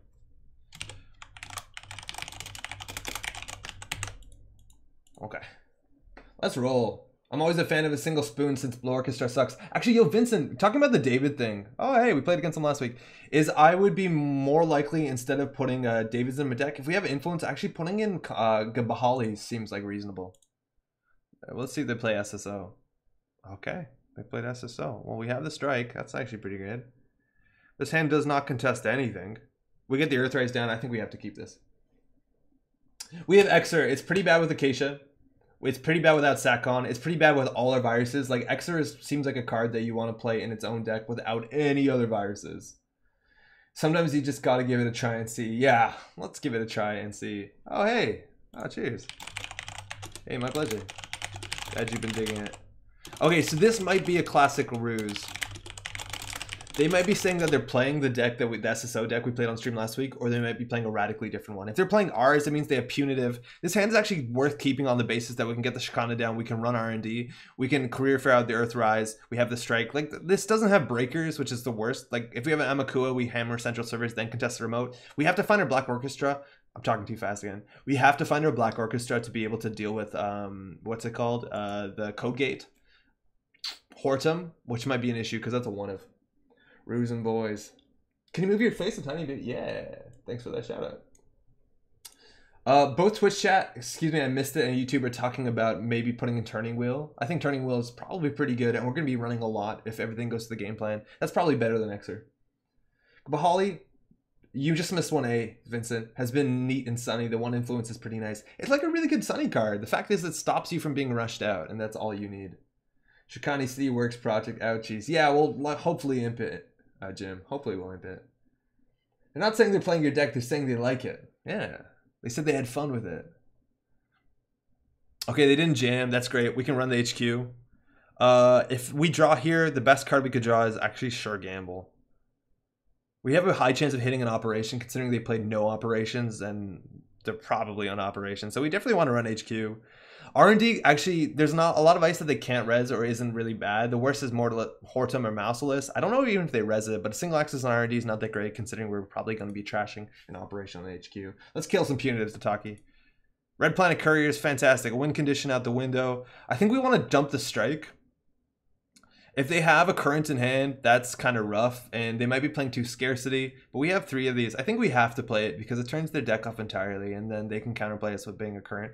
It buys them a turn, so I think we can do this, and then career fair this out, which means we have 1 click, so we can... Oh, that's pretty good. Can't install it. Oh, we still can. Never mind. That's not a punitive. It's pretty good, though. Okay, so they can't jam an agenda, so the agendas are going to jam into HQ unless they have Hortums, and if they have a Hortum, that's the best case. Oh, okay, so it's not our deck. That's fine. That's acceptable. So, we actually can deuce his wilds and expose this piece of ice. That's probably good after we play the Shikana. However, we don't have credits to do everything here. But if we steal this, it keeps the current on. The other option is to do run there, which means that if this is an ice wall we get through. Okay. Oh, we have to click for a credit. Whatever, this breaks ice wall, that's it. Even if they score this, we hammer HQ. We probably get a trash here too. Oh, that's a Hortum. That's actually pretty good. We can only break an ice wall here. And the worst is a Mouseless, I guess. Oh, whoa. Okay. That worked out. So, they have a Hortum in hand. That's really bad because we have an Amakua. Now, we can always punish archives. It's hard for them to ice up everything. We don't die to a lot of punitives here, and we're getting 2 card draw coming in at the top. The Acacia's actually looking okay right now. Let's assume that's a Hortum on HQ, which if they res, is pretty not bad for us. It just gives them a credit and ends the run. Oh, that's actually pretty sweet too. So this turn, we want to run HQ so they res. Hopefully they res the Hortum. If they res a Mouseless, it's actually pretty bad. That will put us on, them on 6 credits, us on 1. And if we do credit, we can install the daily cast. I think that's our turn. So let's see them res the Hortum. Worst case, Cortex lock. We die. And if they don't res that... Oh, there's the Mouseless. Fire. That's the worst one. Let's see what they hit. Easy game. Ah, Vincent. The BM. So they get a net damage. It hits the Deuces Wild. That's a bit upsetting. We have enough card draw on the table. I don't even know if we clear the tag. They paid 3 for that, putting them in 6. We hit a Firewall, which is an expensive ice they can't afford. So we can play the slow game and do credit remove tag. I think we have to do that. I don't think they're likely to trash the Earthrise, but we don't know enough about their deck to see if they're running tag punishment. Not like there's a lot of punishment right now. We could also run R&D, which I actually am more likely to do here. The chance of it being 2 Mouselesses is pretty low. It might actually be a wormhole. Can't afford that. I bet it's Space Ice. It's almost definitely Space Ice. And they iced this up immediately. This gives us a chance to hit an operation, which is great.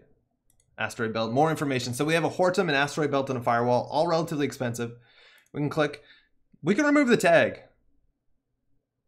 I honestly don't know if we have to. We're playing not around hard-hitting news regardless. We've seen 3 cards. So we've seen half of HQ.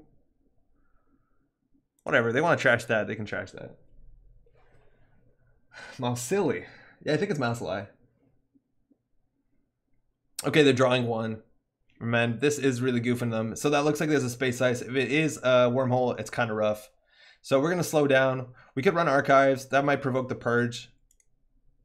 And the question is, like, I'm not actually sure when you install this. The thing is, we don't have to use it, but we can install this now, which will basically gain us 2 credits, which is not great. We can smash archives a lot. A CVS and archives, mind you, is something that this deck has no play around besides just not running archives, which is a bit unfortunate. Kayak, how's it going? The sad way of advancing things. Snowball hasn't started rolling. So we're going to clear the tag because I think the next way we make money is the daily casts. What are we playing tonight? This is a Friday chip thing. This is sort of a Friday chip thing. We're messing a bit around with the viruses. We don't have Friday chip in this one exactly. So if we remove a click, we can do credit, and just install the Acacia. It's pretty lame, but... Oh wait, no, we can do it. I counted poorly. So this can get hit by Marcus Batty. Mind you, I played an SSO deck last week on stream, I believe. And let me tell you, Marcus Batty needs to be in that deck. Marcus Batty is so good with an over advanced Hortum subroutine or even the over advanced Mouseless. It's another win condition too, if they can get into your remote server. I've been really enjoying Marcus Batty in that deck. I had a really good game at lunch today against our friends from work. Had a great time, actually. Okay, if we want to get this down, it's going to take a bit. They might purge now. We could do run, install that, and that would put this on 6 counters, means that they purge, we get 5. How much better is that clicking from credits? Not that much better, because we could just click for 4. Career fairs, there's only 2 more in the deck, so drawing for career fair seems like a pretty weak play. Like, we just don't have enough to do here, and their ice is relatively punishing. It's all going to be about Dean Lister, and we know they have 1 Hortum in HQ, so the remote server is going to be pretty bad pretty soon. And if it was just a Hortum, they would have rezzed it when we ran it, so I'm pretty sure it's like a wormhole or something. Or an asteroid belt. Even though we know they have one of those. Getting this down would be pretty good. I'll put this down, why not? If they purge, we can choose to get 3. It might convince them not. Acacia is not unique. Yeah, Ralph, purges will definitely slow down their game. They're probably just trying to look for a current. It seems like they want to do current, install agenda, and pass the turn. And we need to start drawing. We lost one of our draw cards. We still have 2 Earthrise, 1 Deuces. That seems like the right play, Icing Archives. And Hortum's probably on their remote, so we may actually want to get this to 5, but I don't think we can pay 3 every turn for that. Okay. Oh, that's wow. Remember said we wouldn't draw into that? That's really good. We just need to keep drawing. That's really good. That's a Hortum answer. Shit, that was a good draw. Those are 2 really good draws. Those are both like, that was a 2 of and a 1 of. Should have installed both? That's interesting, Emine. Yeah, you might be right. That might really convince them not to purge and then be like, okay, we'll just try and score behind the Hortum, which we do have an answer to. They also have a big chance of flooding up on HQ here. On Archives, I'm actually not that scared of running. Because if it is the Hortum, that's like a really bad place to put it. It's probably the Firewall, which is all their money. Worst case, again, is the Mouseless. If it hits this, not upset. So we're going to be running Archives here. Celtico, how's it going? I haven't lurked since you grew the beard. Welcome back, then. That's actually since December. This has been the New Year beard. We're going to poke Archives, see what they've been throwing out. Maybe provoke a res, get these counters out of control. And we can run HQ for 3 credits, even 2 credits if we want to give them 1. And we dropped Double Acacia. So, Miraju, that's interesting. And they threw an Asteroid Belt and Mouseless. So they have, I think all we know that they have is a Hortum, which we're assuming is this one here. I know Benny's deck was playing Arc Lockdown, so I don't want to throw this out. I want to keep this in hand. Also, if you don't watch Benny, you might be goofing it. Still one of those. Giving us money, though, is not that bad, right? If all we have is Amakua, why wouldn't they purge? And we can play this next turn. And also, we can like run into Mouseless, try and tank the 1 damage. Seems unlikely. Ooh. Whatever. As a dude with a beard, I approve of dudes with beards, so I appreciate your approval. Hopefully your beard's going okay too. There's no way they will let you gain 6 credits for the entire turn, and the punishment will just grow. Yeah, right now it's 8 credits for a turn. It's a lot of money. We're also going to be able to keep above the punitive board. Roughly how many iterations of a deck does it take before you're confident in its power? Depends how... You can be confident with its power in 1 iteration, Zach, but having it being refined... According to Damon Stone, that's 100 games, and he's not wrong. 100 games probably gives you a good feel of it. So we have a guy in our meta who doesn't play that much anymore. He used to do a lot of stuff on the Metropole grid, who won the North American Nationals back in 2014. And what he was doing, he said he would just grind 100 games. Like, he would just be on, back in the day, it wasn't Jinteki.net, it was called Octagon. He would just, like, crush out 20, 30 games in a row. And he said he knew his deck so well. Wow. He knew his deck so well. That it was almost like autopilot. Seems good. Follow-up question, how many good counters do you want before a pop on Acacia is good? Depends on the board state. That's actually a really hard question. It depends whether you need the money or not. We'd be getting 10 right now. The thing is we can't capitalize on the money, but it seems okay. If we get this to 7 counters, we can run R&D without an issue. So I'm going to try and do that. And we'll daily cat. Oh, no. So that's a misclick. Because if this is at 7, we can like run R&D. They might actually purge this turn because 6 is, you know, like a fair bit. Oh, we actually should have ran HQ there for sure. That's a misplay. Again, if we lose this Dark Lockdown, we lose the game. But we should have ran HQ for 3 credits. You have a trash here. I don't want to throw things out, so I'm going to go ahead and do that. But like running archives is a mistake. Weird squad. Does Bacon have a stream? Yeah, Bacon streams not very regularly, and I don't know if it's on a consistent schedule, but he does stream on YouTube every once in a while. Okay, so we're going to run HQ. That'll give us enough counters to run R&D. So let's run HQ. We'll probably find an operation, probably trash it. So we'll do 1, 2, 3. This is high enough strength. Mouseless isn't advanced. Doesn't really change it. We hit the second red planet couriers. That's another win condition. With, oh, we trashed something. We don't get an Amakua counter. What kind of... We counterplayed ourselves, huh? Even if this is a wormhole, it's not that bad. Okay, we found a wormhole. So let's hit R&D. Not actually that good of an access right now, considering we trashed an operation. It's a Hortum. Oh, fuck, that fires. Oh, shit. That does fire. Oops. So they res that for free, and they pull 2 cards in hand. That means they're definitely going to be pulling a current or an employee or a hostile takeover. Shit, we had the answer to that. The Fluffinator is new here. Say hello. Fluffinator, how's it going? Welcome to the chat. Hammer HQ for 3 is a lot. Now that they're pulling 2 cards from hand, it might be better, but the fact that we trashed an operation this turn makes it not so hot. I'm assuming they're going to pull a current so they can start jamming to this remote. So we're just going to take credits here. I'd rather play this, because this one in their hands is a surprise. So we can always just like take a sure gamble, install Black Orchestra, run the remote. If this is a Hortum, if they drop a 5-3. Going good, mate. Thanks for dropping by. So they got the hedge fund. They have more money. They're hitting the scarcity. Not jamming the agenda. That's fine. We have a chance of turning that shit off. And we don't want to show that we have this in hand. We really don't. But we want to take a chance of turning it off. That's a good install last click. Let's run HQ. They've been drawing a lot and not throwing out cards. So there's a big chance that we hit an agenda here. Hit a fast track. That was probably their next turn play. So we can start our next turn with 14 credits if we just jam both of these down. We also could draw a Dean Lister. So we're in an okay spot. Again, I'm pretty sure this is an Amakua, and I'm pretty sure this is one of them Asteroid Ice. Either of them. The biggest one is 8, which is kind of awkward if they do res an Orion. We see one Orion in the bin, so there could be another Orion on the table, but generally people don't run 2 of these because it's unique and it's a bad draw if you have the first one. Hey, Andrew, do you have any suggestions on Slack channels? Have a good discussion about the game and the meta? Yeah, there's a StimHack Slack. Check out the StimHack Slack. There's a lot of people in it. It's not Netrunner all the time, but there's a lot of people in it.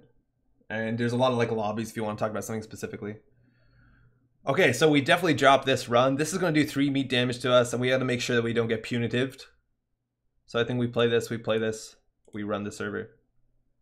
Last click, we can always take 4 off liberated counts, which will put us at a comfortable 17. And they have to run 2 punitives because we'll have 3 cards in hand. Oh, just kidding. That's a Hortum. Yeah, it might be a Hortum. Luckily, we break Hortum for 3. Totally fine. There's the Asteroid Belt. Again, that's perfectly broken for 1 credit. So I'm assuming this is the Hortum outside, and they just don't res it. Mind you, for a punitive deck, that's so hot. We also turn off this current. Did we pay this through the current? And drawing 1 means we don't die to Neural. Otherwise we have to beat 2 punitives in a row. It's really unlikely they're running Neural. If they're running Neural, they get us. Losing 2 of these actually really sucks because it's hard to install other stuff now. So I'm just going to take the money. So now they could do like hedge fund punitive, and there's a small chance. The mini faction chat rooms are really focused and good in StimHack. Yeah, the mini faction. Oh fuck. Oh shit. Well, that might be an issue. We gotta draw our last Amakua. Let's go. Let alone get it back up to strength. Dang, we're good. We are so good. How did we get so good at this game? What happened? Check this turn out. Take 1 damage. Well played. Thank you. So the damage is gonna fire, draws 3 cards. Like the best turn. Just the best turn.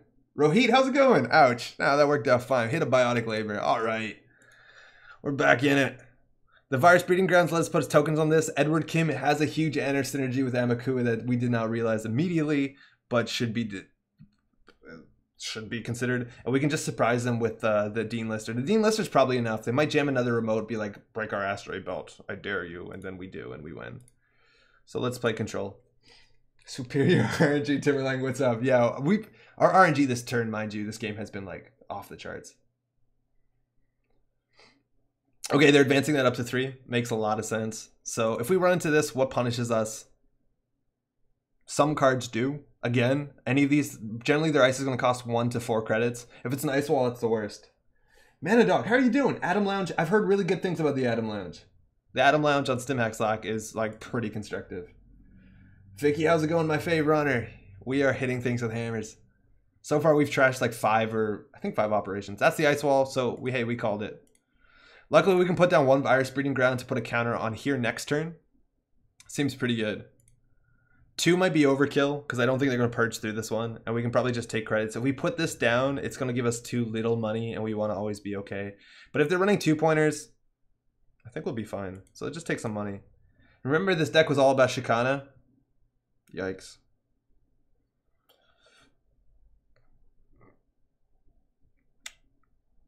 What don't we need?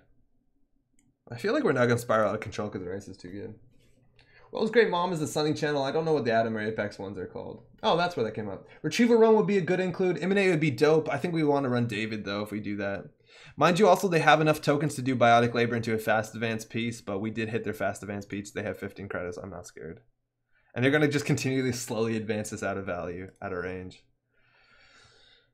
All right. Well, we have a Paperclip 1 in 15. Actually, we don't. We have a Yusuf. Need 1 counter and Turtle to use Breeding Grounds? I did not know that at all, Zach. That's very interesting. That's very interesting. Huh. Oh, that seems good. They probably have 1 more current in the deck. Might as well play this. It slows the game down. Actually, there's a chance that we don't play Employee Strike, right? Because if we play Employee Strike, they don't jam their agenda into the remote. Like, if they have Employee Strike, without Employee... Maybe this will encourage them to jam. Maybe that's right. I don't know.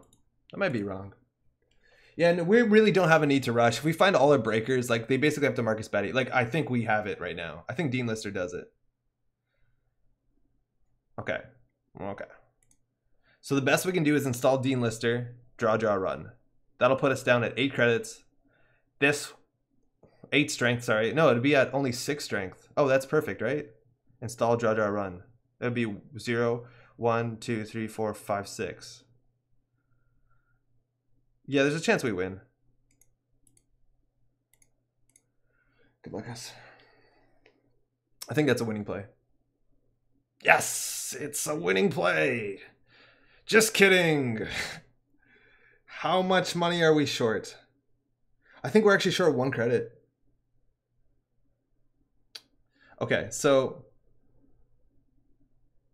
It's 9, 10. No, we're short 2 credits. Oh, that's embarrassing. Oh, no. Oh, no. Okay, that's 7 strength. And we could do 3, 6. No, not good enough. We're short credits. This nonsense killed the game for us. Oh, sorry. There's a lot of good, like, subroutines here to fire. I think we lose this game. If only you had StimHack. Yeah. The thing with Turtle, StimHack isn't particularly great. But if only we had StimHack is right. If only we had... What's it called? Cold Read. Even better. Yeah, we can't break that, right? We're not goofing it. Yeah, 6 takes us only to 6 strength. So we need 9. So add 2 cards on the run. Such a good subroutine. We gotta throw something out here. I like the next strike. The next strike seems good. They have to play around this. Imp seems too ambitious. Oh boy. I think we see this one slowly slipping away. Very slowly. And they can make that ice wall real big too by advancing that thing up. If wishes were horses. Gotta get Amaku on Progenitor. Yeah, Amaku on Progenitor would be pretty sweet. We lost all... This is our last Progenitor, so we could definitely... It's an issue. The thing is, like, we're really weak to best defense, and if they are playing a game that is, if they are spending their, by the way, their restricted card on Hunter Seeker, which is honestly pretty good. I think the version of the deck I was playing didn't have a restricted card. You might as well play Hunter Seeker, right? Excuse me. They might actually be on best defense, so I don't want to put our last copy of Amaku on top of the progenitor. It just seems too risky. If you only had that noise. Did you pack Friday chip? Vicky, we did not. For what it's worth, it doesn't do a lot in this matchup. So I think we just click for 3 credits, play Employee Strike. Now they know they can build a taxing remote server, but it's going to be hard. They have 16 cards left in there. Not going to be an easy game. Well, Crypt does do progenitor. Yeah, right? We need 3 advanced encounters on it, though. We have to run this shit like 3 times. Like, Crypt is not great. This has been working out really well for us. Oh, because they drew with this. Yeah, right. So their hand actually probably has operations or agendas in it. Econ cards in our deck, not a lot left. We have 1 daily casts, 1 sure gamble. Not great. We have 2 liberated, though, but we can't take the tempo hit right now. So I think we're just going to play 3 credits, just so we can contest the remote and then play a strike. Crypt is fine. I don't know what you're talking about. R&D only costs 3 credits? You're right. We can always panic and go R&D, like Imp R&D. The thing is, Chuck, we're playing the control game right now. If this gets out of control, we'll run R&D. 15 cards left, no multi-access, mind you.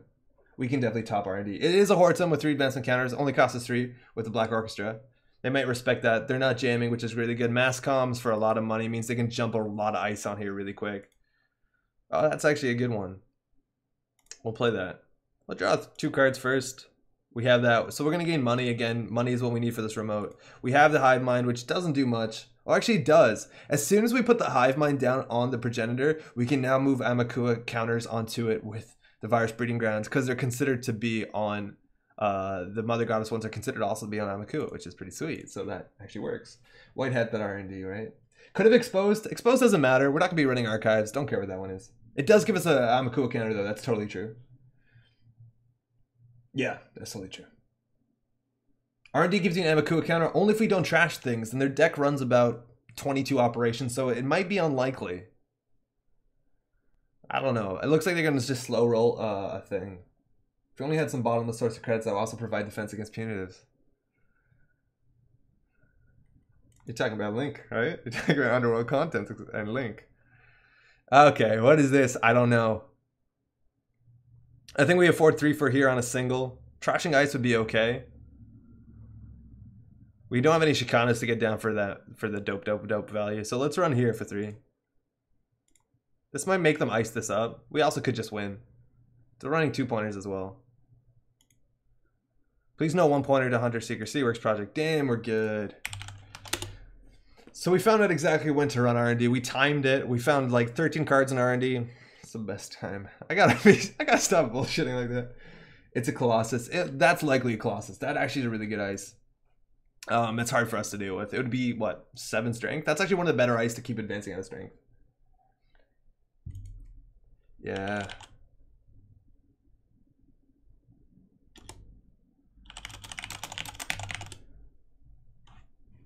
Yeah, we got both of their red plan couriers, which represented their win condition. Wall hack, R&D, X-ray, top deck. We've been really good at calling our own top decks, and we kind of have to translate that sort of skill level to R&D. Sometimes it just works out. This happens to me all the time, often not on stream when I play Wayland at tournament. Sometimes you just lose on turn 3, and you gotta take that with humility. It's just part of the game. So like, I don't take this too seriously when we run off R&D as much as I do say like, oh man, we're so good at that shit. It's just kind of for fun. I was gonna say, sounds like you had good luck with more than anything else. Oh, this deck did exactly as advertised. It installed the Caches got mad value. We put down Hive Mind, Shikana, Imp, Progenitor, our Friday chips, Knob Curies. We used the Virus Breeding Grounds all the time. No, you're right. It literally did nothing. Our best card was Edward Kim and Amaku, and every other card did not matter. Zach is saying, are there not runner cards like Gravedigger in this Virus deck? No, we actually are playing a more honest run Snowball deck. The thing is, SSO kind of shuts that down real fast. Their ice is good. I was worried of the big Colossus. Firewall will do it too. I need a Holly in here or 2. Just a D4 V1D. Whew, kind of just felt like an unflavored Anarch. Yeah, that actually felt pretty unflavored. That felt super bland. Maybe that's because we're playing Deuces Wild, but yeah, none of that felt exciting. No part of our dream worked. Let's try it again, though. Always lose to top deck. Yeah, that's what happens. And this deck is probably one of the worst ones for losing to top decks because you're running face-up agendas. You're probably running punitive Counter-Strike. So if they get to game point relatively quick, a lot of your deck strategy is just going out the window. All right, we're going to do one more game with this. If that one proves to be boring, we're going to go all in on like on interactive virus nonsense because we've been playing combo decks all day. Why stop here? I've been really enjoying Gravedigger as a backup to Honest Running with Friday Chip. I think that's probably right. Like if they wall us out of our servers, we put them on the clock and do like Gravedigger, Gravedigger, trash all your shit. And then they have to jam into the remote and hopefully we can get them. Yeah, but let's give that another honest shot, huh?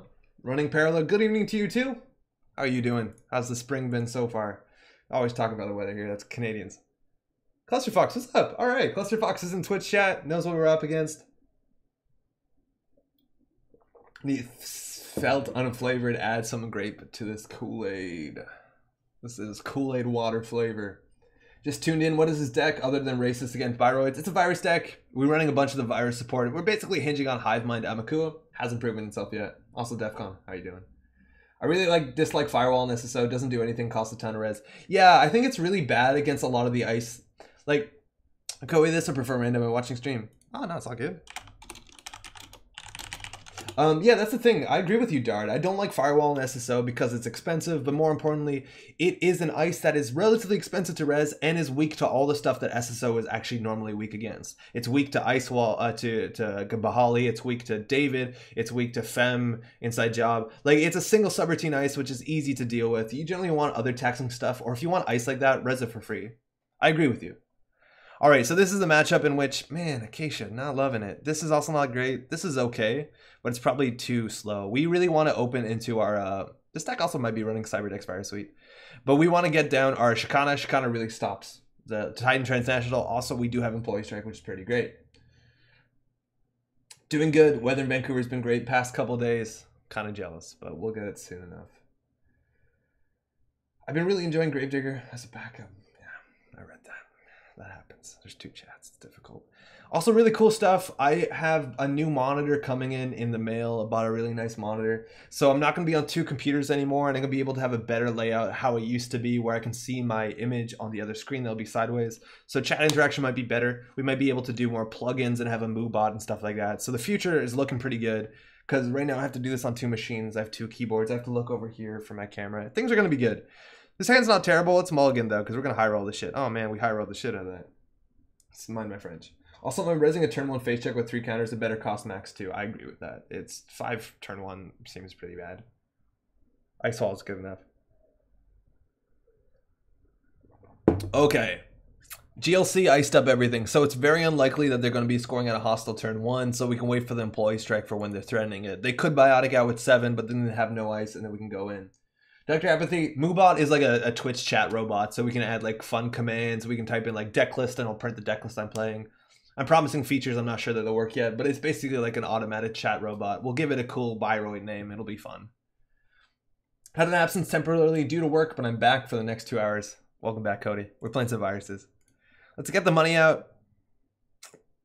This is not a card that we probably are going to be playing in this matchup just because we're going fast. We're going pretty fast. They also are likely to be running Hortum. Also, some of these decks run Macrophage. It's just kind of nice. It deals with Clot. It's also a cheap ice that looks scary because it's unresed. So we might have to watch out for that one. Amakua, mind you, there's a lot of easy ways to tech against the turtle if 419 or just this nice AI breakers everywhere else. You could check out a program called Synergy. It lets you use one mouse and keyboard across multiple computers. Oh, that'd be cool. I'm more interested, Defcon, in just like not having my second computer on because it's actually relatively loud. Okay, they're doing the good old jam. They're doing the jam here. If that's an Atlas, we want to play the strike. If it's a hostile, not so great. So what is this? I think we face check. The thing is, if we face check, we lose a counter. So if this is a 1 strength barrier like an Ice Wall, we run this, they res it. We run Amakua, run Archives, run Server 1. That's fine. If it's a Hortum, we never had a chance. So well, I guess we could have drawn a bunch. So let's make them spend money here. If it's a Roto turret, it's also really easy for us to get through. So I want to spend 1 influence on that. If it's a wraparound, or that's pretty bad. If it's a vanilla, oh, fantastic. So we took the safe play. Oh, I almost did that. So this will probably get the Atlas. Run Archives, run Server 1. We got it.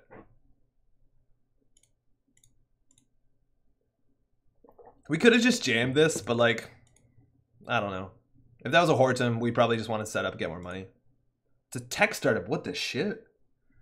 I'm glad we got that. They can always advance this out of range. What are they getting with tech startup? Rashido won't fire. Malia to blank this. It actually might just be for the illegal arms factory. That's not one I've seen in this. Progen turtle virus might be good. Breeding grounds, I mean. Yep. We actually might have wanted to put the turtle on here, but I thought that was an atlas. If we went a bit slower, we would have put that on there so we can virus breeding grounds it. It's kind of slow though, but like if you're running archives to put counters on it, you might as well just use your virus breeding grounds, Zach. I think you're right. So now they know they can get into the remote. They have 7, 8 credits. Do we die to hard-hitting news? They just IPO up. Okay, so interacting with them is going to be a bit difficult. So that's pretty great. I think we can just take this twice, install that, so we get the card draw going, because otherwise this deck doesn't have that card draw. Drawing into a gamble would be good too. If they want to rush behind here, they have to ice up archives or double ice this. Either way, it's going to be an issue. Could be for reconstruction contract. That's actually pretty reasonable. If they're holding dedication, they can fast events out. Andre, don't shit on the Indian tech startup, you racist. Kim, look, he's racist against different things. The tech startup also, I think, I don't know what the theming on is. This one actually came out in Breaker Bay, so I'm assuming it's actually from Breaker Bay. This came out of the Breaker Bay grid cycle, right? The Sansan cycle? Yeah, that's actually pretty good. Reconstruction, dedication, atlas from hand. So they're icing up archives. Again, that probably means we need honest breakers or we have to tax out their economy so that they can't res everything everywhere. I'm okay to play this, but this deck runs 3 hostiles. If they want a biotic and atlas, a titan from hand, that's fine, and then we'll play this on the next one. So we could actually drop this down, take 2 credits. This deck isn't particularly great, is it? That might mean they have to purge. If they purge 1 counter, so be it. We don't want to install the Acacia yet. Sansan cycle, the Valley. That sounds about right. Sansan cycle, yeah, not the Breaker Bay grid cycle. That's technically not what it's called. I think Breaker Bay grid came out of the Valley too. Okay, so they aren't advancing their ice, which means it might not be fast track. We're not running, so shipment for Tenant is a fast advance threat. If you're not familiar with Titan Transnational, they get an agenda counter on whenever they score an agenda, and the best agenda is a card called Project Atlas, which is a 3/2 agenda that gets a counter that says that they can get any card in their deck, and that's incredibly good. All right, this looks like an easy Dean Lister. We can also use Deuce's Wild to draw 3 and expose. We generally, there's not going to be like 5 subroutines on this, so I think, unless this is like a Turing or something like that, we can just Dean Lister get this. Getting this agenda is not even that important. It'd be nice though. Yeah, okay, we'll get it. Oh, Breaker Bay was the next one. Oh, the Valley was the school. Valley was Kaylee, right? How can you forget the pack that had capital investors in it? One of the coolest Wayway arts. It's a good one, the Shark Tank. That's an Enigma. So our credits are worth equal to a click. We have to use this, unfortunately. Their ice is pretty bad, but we're going to go ahead and spend 2 credits on that. We can always click for credit. This is 1 credit. It looks like we're going to get that agenda. We're going to go down to little money. They could punish us with C-Source, hardening new stuff like that, but we're kind of going all in. We could have installed Imp. The Acacia gets a lot of value from virus breeding grounds. It kind of makes it like a... We can always do Deuces next turn. Let's install this, click for credit, I guess. If they purge, we get 2 credits if we choose to. We don't have to, by the way. It's a May on Acacia, so you can choose what you want.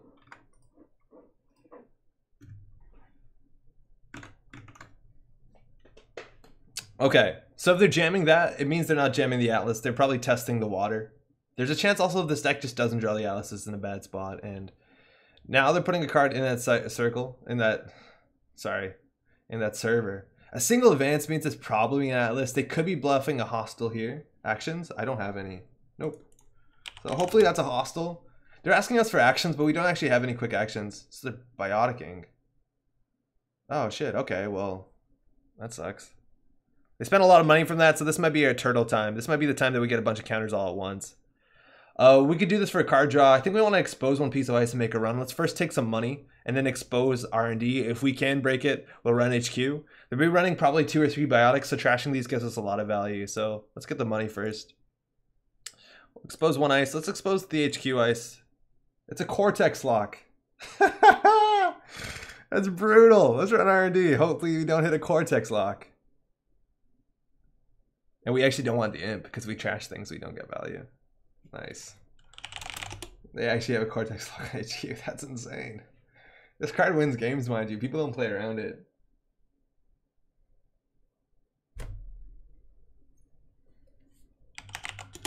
There's 2 Cortex Locks. So we lost our strike. That sucks. We also lost our money and our card draw. We have this money. Oh my god, chat. Head the hedge fund. Don't get turtle value. They probably can res that Cortex Lock. Let's just get our turtle value up on archives. Yikes. Life is okay. Thanks. Oh man. Now a snare. Oh, a snare would have been bad. They can't afford a snare though, so we're okay. So we're gonna get those turtle counters. Now we can actually run HQ. Not that much value running HQ right here. They probably just want to purge that. If they purge, we just get our counters on archives again, so we're in okay. We want to get this liberated count down soon enough. So we'll just click for a credit. Losing that strike is a big deal because that turns off the fast advance here. The third one would have been so goddamn sweet. 6 influence right in a row. Yikes. That's 419 for you, right? If they pay a credit for their ice on R&D, you'd be like, okay, I'm scared of this one. Maybe that's counterplay. You can run R&D again, fresh access. I don't really want to run through that one again. Put more programs down. That's not bad. This one doesn't take up MU though. I just rather break this because we do break this for one counter. Reconstruction contract is coming up. So that means they have either a dedication in hand or an atlas, which they probably get with that. Oh, whoa. They're just comboing off now. So they're getting, or they're going fast. There's 2 atlases in here. So check this combo out. Oh, they did that wrong. I think they didn't want to install that in the same server. We can break it now for sure. And right, we could have got another R&D access, which is valuable. If they were going to combo off this turn anyways, oh, all good. They could have just pulled the counter with the Atlas counter. So the R&D access is like medium okay. So they're going to res that for 1. They're going to dedicate it for 1. And they'll be on 0 credits, but they'll have an Atlas token. So this is a perfect time to jam imp, run everything. So dedication puts 3 counters on this, which you can trash at instant speed, put 3 counters on that. Man, if we had that strike, we could stop this train from rolling. They're at 0 credits, which means they can still audacity out and score hostile. So like 0 credits is still a lot. Now, I think we can imp run HQ. That puts us further away from the liberated. So I think we need money. We could do credit, liberated. That's pretty, we'll run HQ for sure. If there's operations, we'll hit them. Their next turn's probably click for credits. 3rd Cortex Lock? Are you serious? For real? Okay. So we can run here for 1. I don't care about trashing the Cortex Lock. We need a Hammer Central, so it's all about imp, which means we need to spend money. Okay, it's not great. Isn't this a Chicana deck? It might be. We have to set up a Chicana, right? We really do need to set up a Chicana. Our Chicana would be so good right now, right? We get that up for 3 credits. The thing is, it's 2 of in this deck. We lost some more of our card draw. We have 1 Earthrise, 1 Deuces left, 3 I've Had Worse. I've Had Worse would be sweet. We'd actually just let it fire on the Cortex Lock. All right, they gain 3. That's fine. They probably won't res that. So we can do that. We can install this. We can start running Central. So we'll run R&D. It's more likely the thing will be in here. Die to Snare. They can fire Snare. We'll be fine. Oaktown, we'll take it. Last click, they should pull their agenda if they're going to combo this turn. So they could have an Audacity. We have to break this or we die.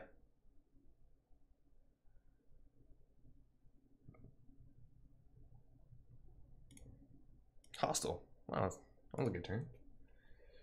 Okay, we're on game point. Let's go find that last Atlas. The Chicana bin is so sweet right now. They could purge. Purge actually puts us pretty far behind, but that means the ice on archives has to be about 3 credits. They actually might purge here. It gives us a bunch of money though. It gives us 11 credits, which is pretty good. This is actually going to being a bigger threat than anything else for purging, right? This is like a drip credit a turn in some abstract, really abstract way. Chicana is 2 and 32. Use Acacia. I think we have to. We just don't have enough money. Okay, so what do? We know Cortex Lock, not Cortex Lock. So we can run this 4 times, which is pretty bad. We want to run every turn to turn off shipment from Tenon. 2 imp counters equals huge purge value. The imp counters are pretty good with imp, with Kim. They're not that Maybe they're a bit worse. Whoa. Damn, we're good. So they can't have 4 Cortex locks, right? That would be nuts. So getting a counter on here is good because it turns on our virus breeding grounds. Let's do it again.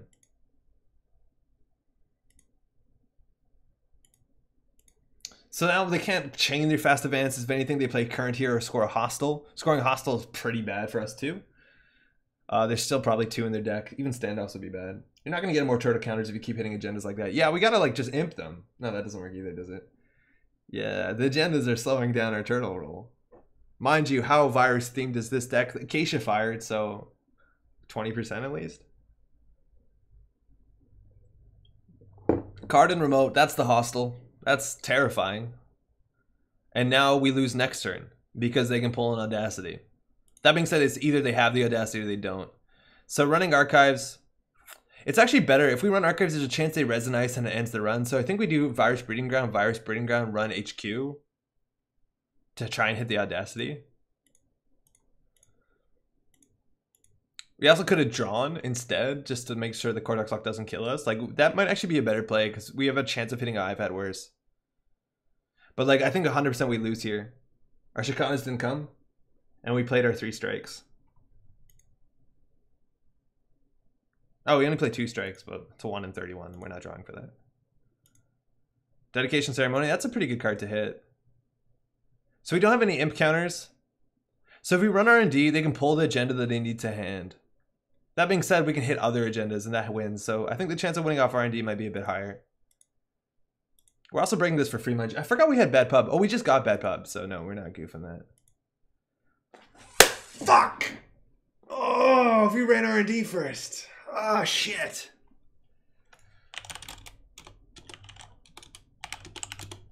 So that was just bad ordering. It's not that we knew. It was more likely they had the win in hand. But now they just draw an Audacity, so... yeah, that does hurt. Do we know they have Audacity? Kayak? We just found it out. Yikes. They were like, huh? And now they're typing. Oh, well, yep. That's tight and fast advance, right? Like, turn... well, it's turn 11. That's longer than we thought. If you're willing to run archives just for turtle counters, Crypt might be not be absolutely terrible to grab Chicanas. We just can't be running archives that much. I don't know. I'd rather just put another Chicana in the deck. Does your shirt have a credit on it? Yeah, it does. Yeah, the net running credit. All right, so they got it. That's Titan for you, huh? There needs to be a good counter already there for breeding ground. Yeah, there needs to be a counter, so we have to run archives once. Could have put a counter back on Imp. Oh, you can't. That's why Mana Dog is, yeah, is correcting you. Yeah. Thanks for the game. Hey, my pleasure. Thanks as well. See you around. All right, cheers. I'm supposed to be back in chat. I don't want to tell them to like see you back in chat. That seems like a direct order. That's weird. Yeah, Cody. So this shirt was printed by somebody who, it came from New Jersey. Somebody printed these. They had their private website. They were like pretty cheap too. It's also like a fun shirt. Need the Knob Curie thingy to go infinite. The thing is, like, this game we couldn't have installed the Knob Curie. It was too expensive. We couldn't have paid $5. Yeah, let's give this one more shot. We'll take it back to the drawing board. Hell yeah, that clause on VBG catches my empty imps all the time. Yeah, that's actually like news to me. I probably have misplayed that card at a previous turn, and I've probably seen other people misplay that card in person and never said anything, which is not great. I think after this, wow, 31 games tonight. After this, we might just go all in and just switch this deck and play more. Oh, hey, Julien, what's up, man? What up? This is Julien from my meta. What a great dude. He always plays weird stuff. We're playing NBN. Got the strikes, got the money, got the turtles, got the draw. Let's keep it. Excuse me. Julien, no doubt, is playing Rashida Yahim CTM. That's what he's testing right now. I just know that as a thing. We got to keep this hand, but we have 2 imps testing good old CTM. All best of luck. So imp would be the best thing right now. VBG is going to be good with freedom. Yeah, VBG is nuts with freedom. Absolutely nuts. So if they have a hard-hitting news in hand, that's pretty bad. We can play strike and start trashing things. We want to hit the Rashidi Yahim. If we also play strike, we have 4 credits, which means that we can't be surprised by the Mumbad virtual tour. So we're going to do it. Hopefully we trash a strike, Rashida Yahim, and then we install our daily cast. We also could get agenda. Business show, that's fine. We can't trash that right now. We have to fit the Rashida. Team sponsorship. Okay, he's running Rashida in this deck. We're pretty weak to hard-hitting news regardless. No, at 4 it's actually pretty hard for him. We'll just run R&D. Hopefully we trash something. This is an installed corp card. If we trash a hard-hitting news here, it's an Enigma. Good to know. Want to hit Ares. Yeah, Ares turn 1 would be a big deal as well. So DBS is coming up. So we actually don't know whether he draws the Enigma or not. So running R&D last click probably wasn't that great. We did have a chance of hitting us exchange, hard-hitting news, other stuff like that. Have you played the God of War Tag Me Max deck? Hey, Descent. Yeah, we actually played a bunch of that back in the day. There's some stuff on the channel, I think, of playing it. It's actually really good right now. I don't know why people are not playing it competitively. It seems really good. All right, that could easily be the Enigma right there. So we could say that's an Enigma Ares. If that's an Enigma, we can actually drop Amakua. And then we want to run somewhere where we know we're not going to trash something. So we do Amakua, server 1, server 1, server 3. It looks like he wants to turn the current off. That's the best we go. We don't want to go R&D because we trash an operation. Let's assume that he wants to turn this off. This might be a terrible play. IP block would be disastrous. Where's the Enigma? Go down to 1 credit. It's not. That's an Enigma. That's an Ares. Let's go. Hard-hitting news we're really weak to. Kelf's still here? Hey, Thomas, what's up? I don't know if Kelf is in chat right now. I didn't see Kelf this evening. How's it going, by the way? You should try playing 419 deck next. I think we want to do viruses today specifically. I think we'll try 419 next week. Okay, so he did draw it. Not that surprising. We have double daily business show fires, so you have a big chance. We're assuming that's Enigma. We're going to take all the tags right now, and we're going to play Tag Me. Good luck us. We're going to trash everything, I guess. What do we lose to? Boom. Endless EULA. That's hard to deal with. We could imp that in theory, but we just don't have enough money. I want to try HQ here. This could be a resistor, but probably holding on to other things like exchange of information. That is a resistor. It is 4 strength, so we are 1 short of breaking it. Imp is really good. That comes out of nowhere, but we're going to try and play as little money as possible considering we could be closed accounts at any point in time. So we kind of played into the hard-hitting news. I think it'd probably be worth it. They don't have a lot of money, so it's actually hard for them to build a remote or do anything meaningful. And the EULA is so far away from them being scored, it's actually kind of likely that they bottomed it. We can trash the DBS, which is really good. We have to check all this shit. We really do. If any of them are Rashida Yahims, we're in a really rough spot. This is why they aren't playing 419. Already knows all the ice. Yeah. That's the thing with 419, though, is if you know the meta decks, it's easier for to call what things are. It's different for assets, but I have an idea what it could be. It's probably not a virtual Mumbad virtual tour because it doesn't make any sense right now. So I'm assuming one's a Rashida, one might be a bankers group, could just be a pad campaign. Considering we've seen influence on team sponsorship, maybe they don't have enough influence. Let's trash one of these for free. I don't want to pen an imp counter on Rashida. Trashing a DBS that they haven't rezzed yet seems bad. We're at least trash this for free. Yeah, that's better. Just makes it harder for them to purge. Philip is saying imp first. Yeah, we'll definitely imp first. Next, we want to trash that one. And that means they have to draw whatever they top deck, which makes their turn a lot harder. Well, it might not be the best to hit team sponsorship while they have another team sponsorship. They might have purged here like they did, so we wanted to get some value before we got no value. We can always refill here by running R&D. But that sucks. That's fine against turtle counters. This is an interesting game that we have to figure out a way out of. We have another imp in the deck. Virus Breeding Grounds is going to do nothing with this until we get our all our combo up. This deck also might be running best defense, considering it is a deck that wants to tag us. This is a really hard thing to dig out of. Like, we can't dig up that easily. We could do 3 credits, install this next turn. They might trash it. Yeah, another credit's probably better than another counter. It's going to be easy to get counters regardless. So they probably drew the bankers group, which means we probably want to run whatever they install this turn. They might install 2 things. We haven't seen a Rashida yet, and we want to keep the Rashida down because that's money. So weird seeing what comes instinctively in different metas. Wouldn't know how to start to play against this.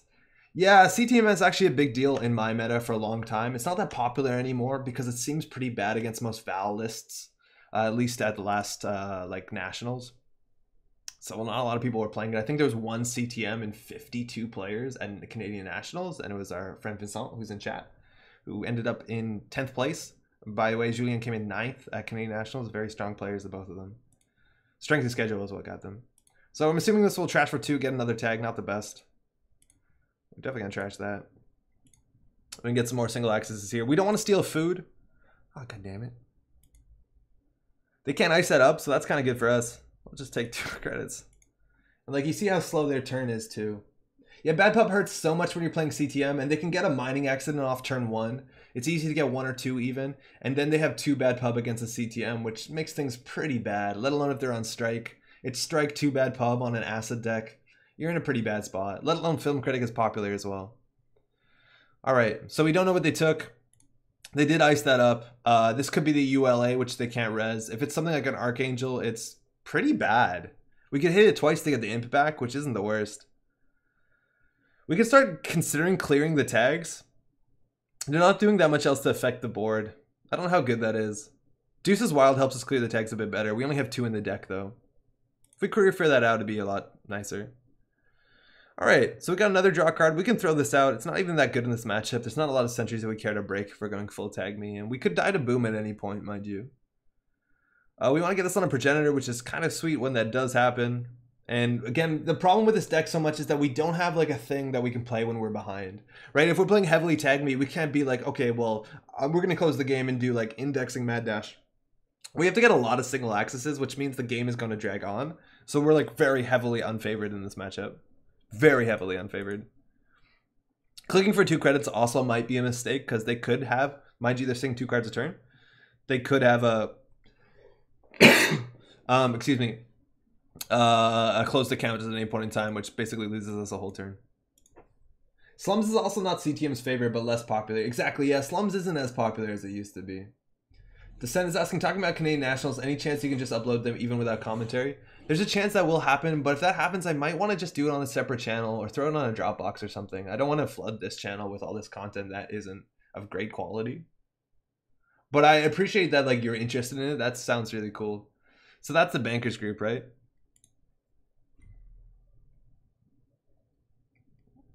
We don't run dirty laundry, but if we play this, it means that if we play this for 1 credit, we go down to 4, which means that we play around Mumbet Virtual Tour. That seems really important right now. And then we can check this without being blown out by the MVT. We're assuming it's the bankers, but they could have played around it. It's actually a pad campaign. Maybe they didn't take the bankers because this ice was better. Okay, well, we can daily cast out. If they trash it, that buys us a pretty significant chunk of whatever, considering they don't have a lot of whatever else to do. Acacia would actually be pretty good right now. It's one of the ways that we can recover in money. Let's see. Whew. You guys had Nats. We're waiting on Q1 Kid in the regionals. We have Nats this summer at some point. We just also got our, we did our first Kagugo CTM game night kit like 2 weeks ago. So those are slowly coming in. We had our regionals or our nationals super early. I think we were the earliest nationals. I think New Zealand just had theirs. We played that deck list. They actually trashed the casts. They understand it's going to be a long game, so not surprised. At least we spend nothing on it. And we actually consider clearing the tags. They're going to be clicking up slowly with pad campaign. But I think with an Amakua, besides IP block, which this likely is, we can start clearing the tags. They're not pushing us to go faster. Yeah, fuck it. Let's clear the tags. Okay. It's going to be a long game. Buckle up.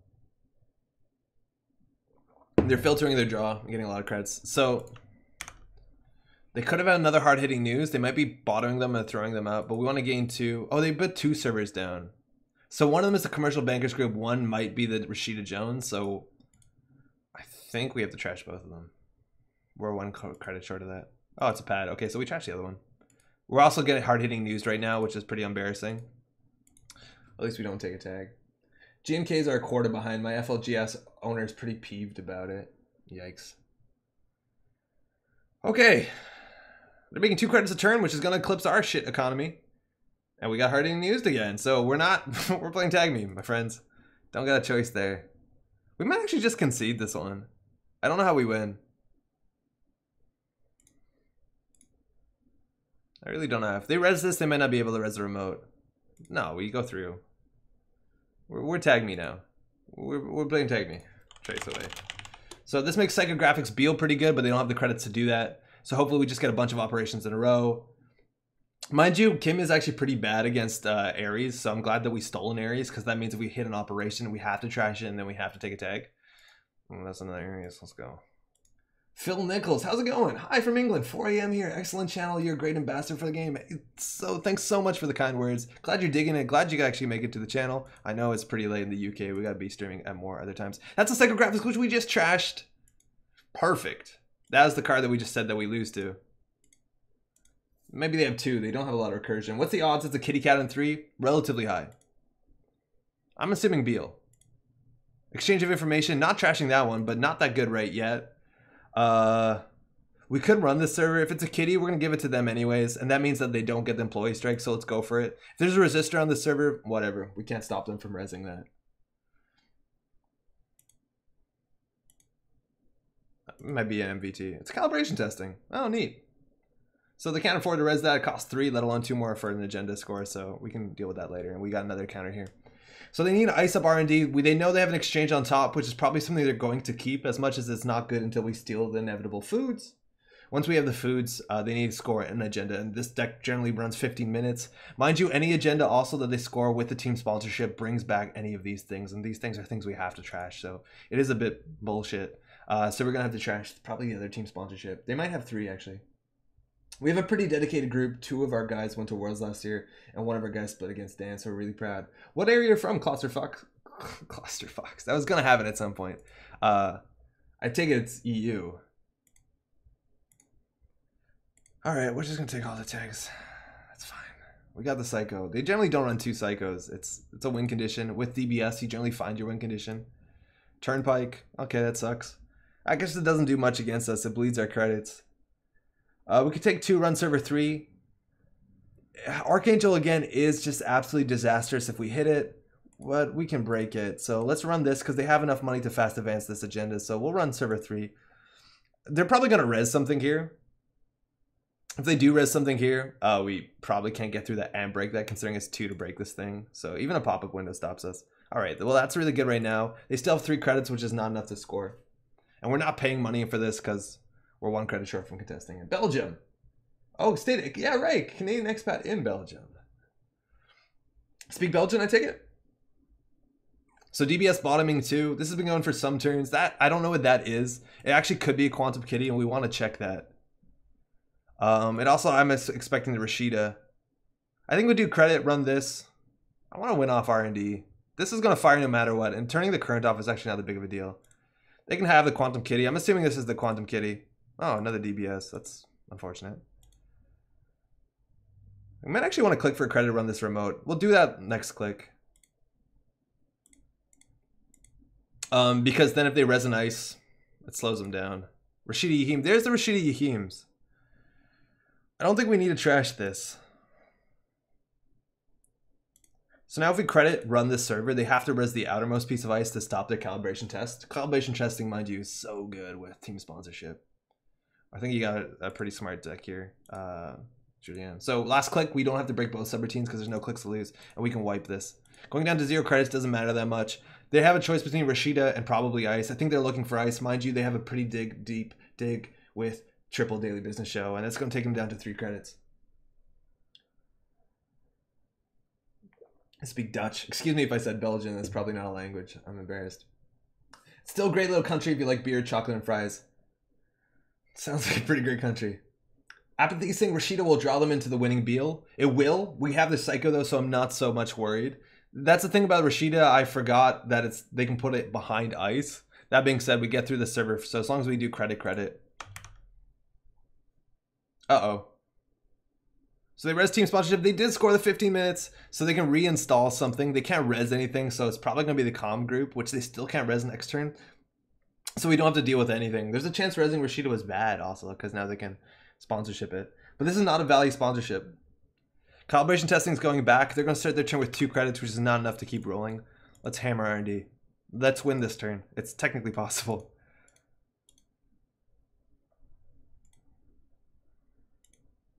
Beal seems good. All right, we're 2 agendas away. No multi-access. Not drawing cards anymore. We know what we need. All we need is a turtle. Resistor. Oh, that's going to ruin our day. Oh, the resistor is so bad. I guess it then just comes down. Oh, man, we have 19 tags. Oh, resistor is going to be a huge issue. We need to force them to shuffle somehow. We have no way to force them to shuffle. We can't get an imp down soon enough. Ooh, that's bad. That's pretty bad. And they'll give us all the tokens, so it'll be a 19 strength trace 4. We do have 1 link, so it's basically only 3 to break, which is not great. Okay. Well, good luck us. Oh man, the hero play was real. Almost paper chipping rotated. Yeah, paper chipping would be so sweet. Did it? Yeah, it rotated. Yeah, it must have. Yeah, it rotated, right? No, it didn't. Did it? Yeah, guess it did. No, it didn't rotate. No, paper chipping's in. Philip, it's in. Yeah, it's in space. Let's go ahead and assume that's the resistor, which is going to take us 3 credits. So we'll click for 3, run R&D. If you want to spend money on the trace, that's really good for us. So it's 3 credits for single access. Trace away. So we'll pay 3, because this is how we don't lose. Oh, man.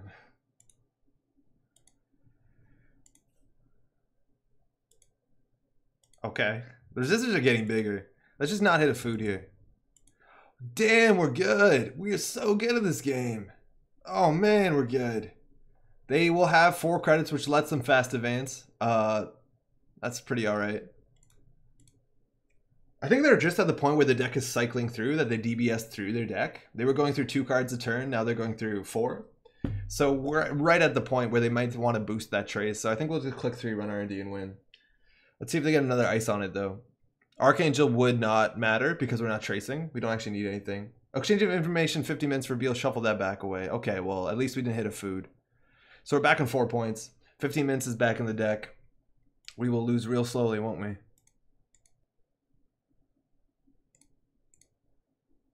So they had the exchange. They used it. I'm the only one who wants them to be playing Escalate Vitriol. Yeah, that'd be nice, huh? Click for all the money. So they're actually spending money on this trace. They spent 2 credits. So we probably should have clicked for 3 and ran this twice. I think that was a huge mistake. If we have 1 click left, they're more likely to boost because it protects the agenda. If they have 2 clicks left, boosting seems a lot worse. So we over-clicked for credits and ran, which made them spend 2. And now there's a bigger chance that they'll have closed accounts. So I think we played that improperly, and now they can punish us heavily by chaining into this advanceable thing here. The thing is that there's only 1 more Beal and the game is really good. We also haven't hit a Quantum Kitty just yet. There's a chance that they're on 3 Quantums, or 3 ARs, 1 Quantum. That's the last Beal. Yeah, okay. So we basically have to hit 2 foods this turn, which is almost impossible. So calibration testings are just going to come back infinitely.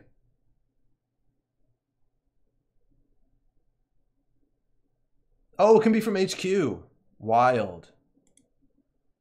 So I think we have to run that. So we'll run R&D. We can click for credit, run server 3. We just want a credit for Rashida here. Huh, we might be misplaying this. Spending 5, so it's all our money. So we might as well jack out. It's like clicking for credit.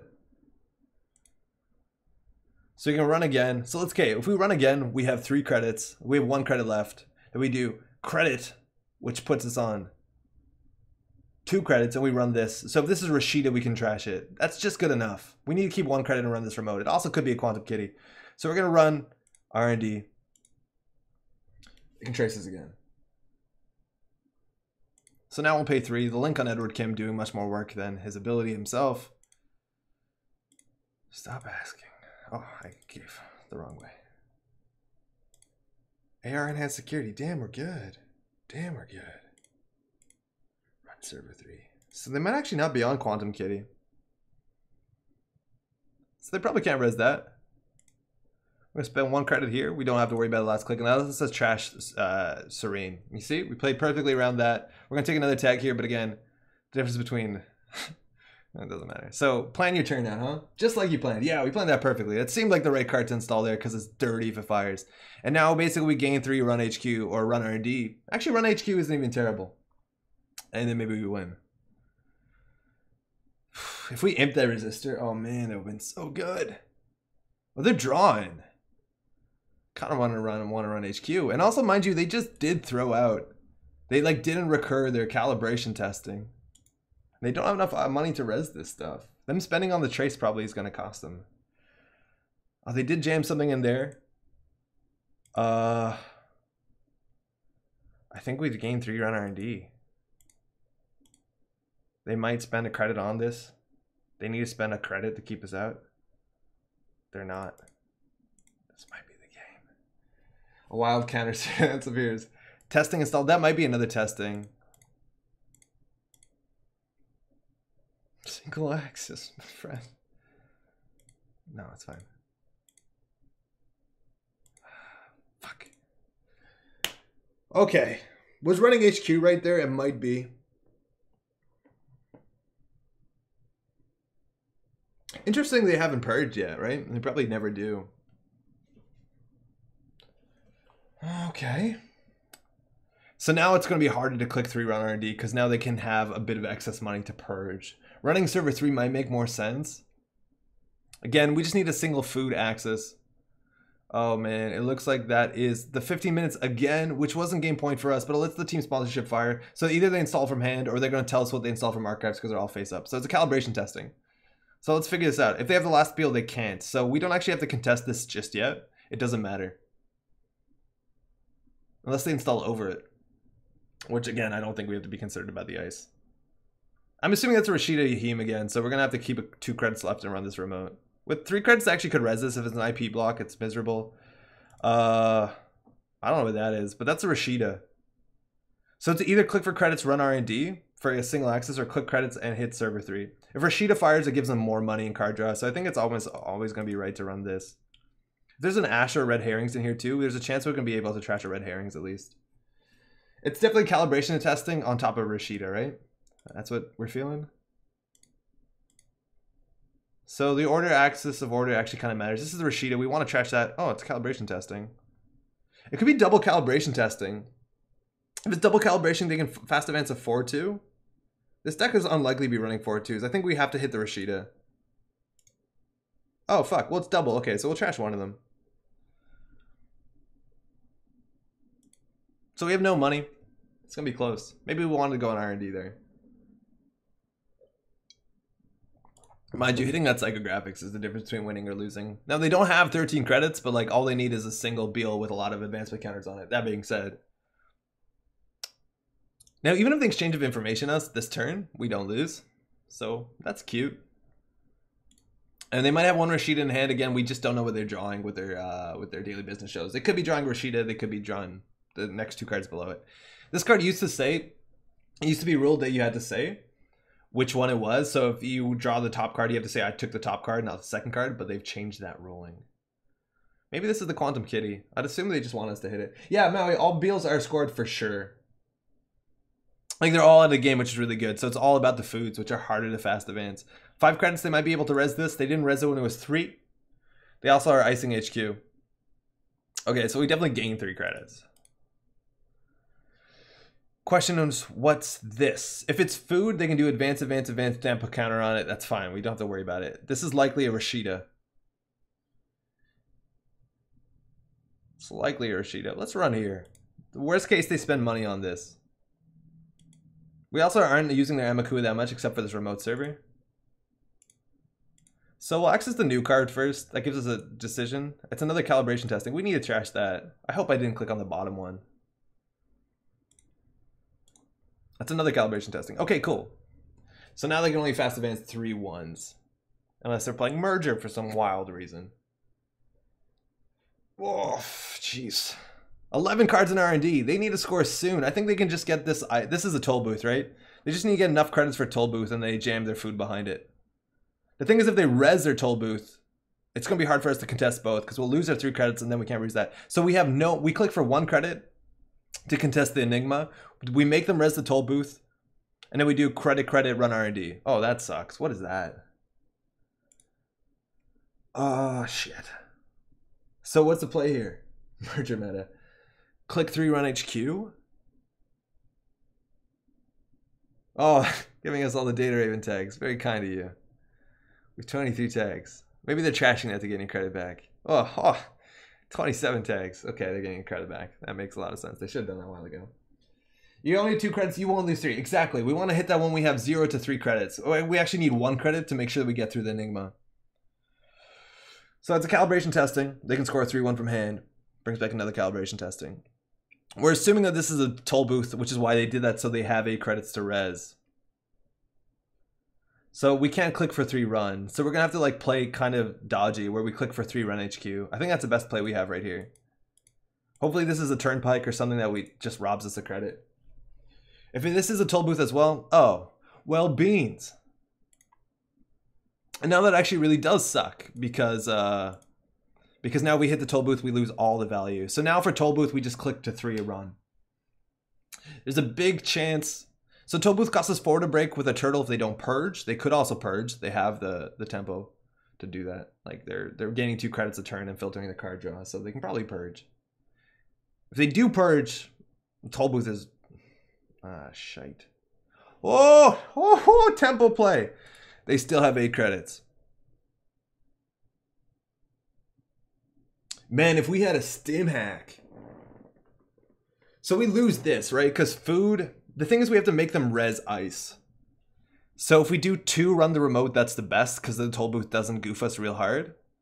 What could this be? If it's an EULA, they res it, they go down to 2 credits, they gain 4, and they do advance, flip this over, they short a credit. So I think we do 2, run this remote. Because if they res the toll booth, it sucks. I'm just trying to think, is there any ice? If we go up to 2 credits, this has to have more than 1 end that run subroutine. How many ice has more than 1 end subroutine? Not a lot. Yeah, we have to make them res. We don't want to go to 3 because then the toll booth puts us down to 0. And if they res this, we have a chance of running R&D next turn. So I think 2, this remote is right. Yeah, that's the EULA. So they can't score this out if it's a food, right? Because they can do advance. They'll have 4 because the 2 pads will fire. That puts them on 4. They do advance. They have 1 credit short from flipping this bad boy over. EULA is thematically brilliant. I don't think it is. It would be thematically brilliant if its subroutines is equal to cards in hand, because then it interacts with what you're consuming. Oh. I'm at penis. YouTube chat. I subbed. How's it going? Okay, cool. So this server is going to cost us 7 credits to get through, which means if we click for a credit now, we can do 4, 5, 6. No, we're short a click. There's no way we do it unless we top deck a Deuces Wild, and that doesn't even work. It's like the same as clicking for credit. So we're going to try and win off of R&D. Yeah, that's the best we got.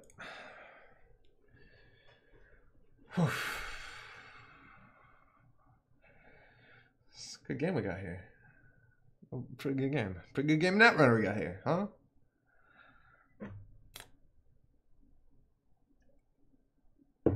They're exactly 1 credit short. Assuming that's a food. They also probably want to put the agendas in hand right now, and they have a pretty good control over that, considering the daily business shows are firing. So it's actually kind of unlikely that we see something. Install a card into a new remote. So this represents Jasminda Serene, which means they're going to get 3 credits as a burst. Please don't close our accounts again. Okay, they have 4. If this is an NGO front, they can res this. This Jasminda Serene is going to give them 7, so there's no way we can get in the server. If we do 4, 5, 6, 7 run, we can't. We're 1 click short of contesting this damn remote. Nice Shikana deck. Oh, man. Yeah, that's a good point. Nothing will give them burst money in the middle of the run. So I think we just click for 3 and run R&D. They can make this a trace 7. Wait, actually that keeps us out. Hold on, we gotta think. Okay, so let's assume that beginning of their turn, this fires, gives them 3, this gives them 4, the 5. So they can spend all their money. So they can make this a trace 7.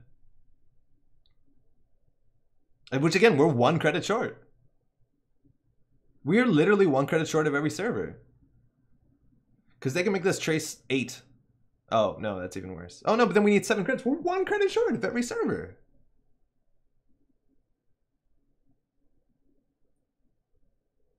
R&D Ice is totally IP block? I'm pretty sure it's toll booth. IP block we break for 1 credit. The problem is the resistor, 100%. right? Because they can do trace all their money. It makes this a trace 8. Oh no, we credit where it's 6. We can't break it. We're short 1 credit. Click. They don't need to hold on to 1 credit for the win. They don't have to hold on to any credits for the win, assuming that this is the the Rashida Yahim. I've been saying Jasminder Serene a bunch. Excuse me, Rashida Yahim, which sounds like the reverse of Jasminder Serene. Yeah, I think credit run R&D. Philip, it's their best play, but 100%. Actually, I don't even think it's a good play, right? Because if we credit run R&D. Oh, that's interesting. Yeah, that's the right play. Oh yeah, we gotta do the math here. Thinking again. Okay, yeah, we gotta do the math, right? Because the brutal attack, the repetitive attack is important. 12 is all good. Okay, so we go to 5. If we do credit, we're at 5. Okay, so we have 6. So we run this. They can dump half their money, which is trace 6. So I think that's the best. It's credit, run R&D. Assuming this isn't something. Fuck. But if it's something, we break it for less than they res it a lot of the times. If we do credit, we'll have 5, which is like 6. So if they boost us to 7, then the next turn, that means that they have 1 credit. We run again. We're probably fine. It depends on what this ice is. But if this ice is, it's likely more expensive. Let's do that. That's really cool, Philip. That's a good way to abuse trace ice is, again, make them spend their money on nothing. The chance of this winning also, I think there's probably like 1 or 2 agendas in HQ. This server seems real good. Unless we like cheese out of David. Okay. So I think we did the math properly. There's no way to keep it though. Jasminder's one of my favorite runners. Did you hear the story about why CDM tags cannot be prevented? Yeah, I heard Jasminder. R&D 3 times was my plan, but close enough. Yeah, I think the math on this one works out too. That we can always get in for a single. Maybe getting in for a double might be better, Phil, but I'd have to do the math on your side because we have a chance we trash an operation and see another card. And there's a lot of operations that they'll shuffle back in their deck, like hard-hitting news, C-source. Those are operations that they would not take. So there's probably a bunch of operations in R&D. They're doing trace 4. Okay, so good. Let's win. Fuck.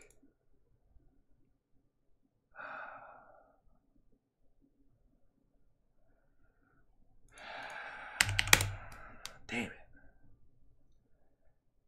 Damn.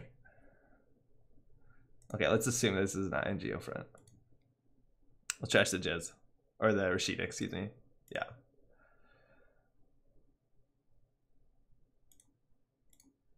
Ooh. So, Dard, server 12. Yeah, we'll check server 12 for sure. Good game. And mind you, we did not draw a card. We were doing that forever. We were just clicking for credits running. It was just turtle power. That was close. 1 in HQ. How many in R&D? Need more master Martians. It would have been so good. You might want to remove some tags. Yeah, remember how we did remove 3 tags? 1 GFI and 1 kitty. Ah, oh, crap. Eh, with a shot.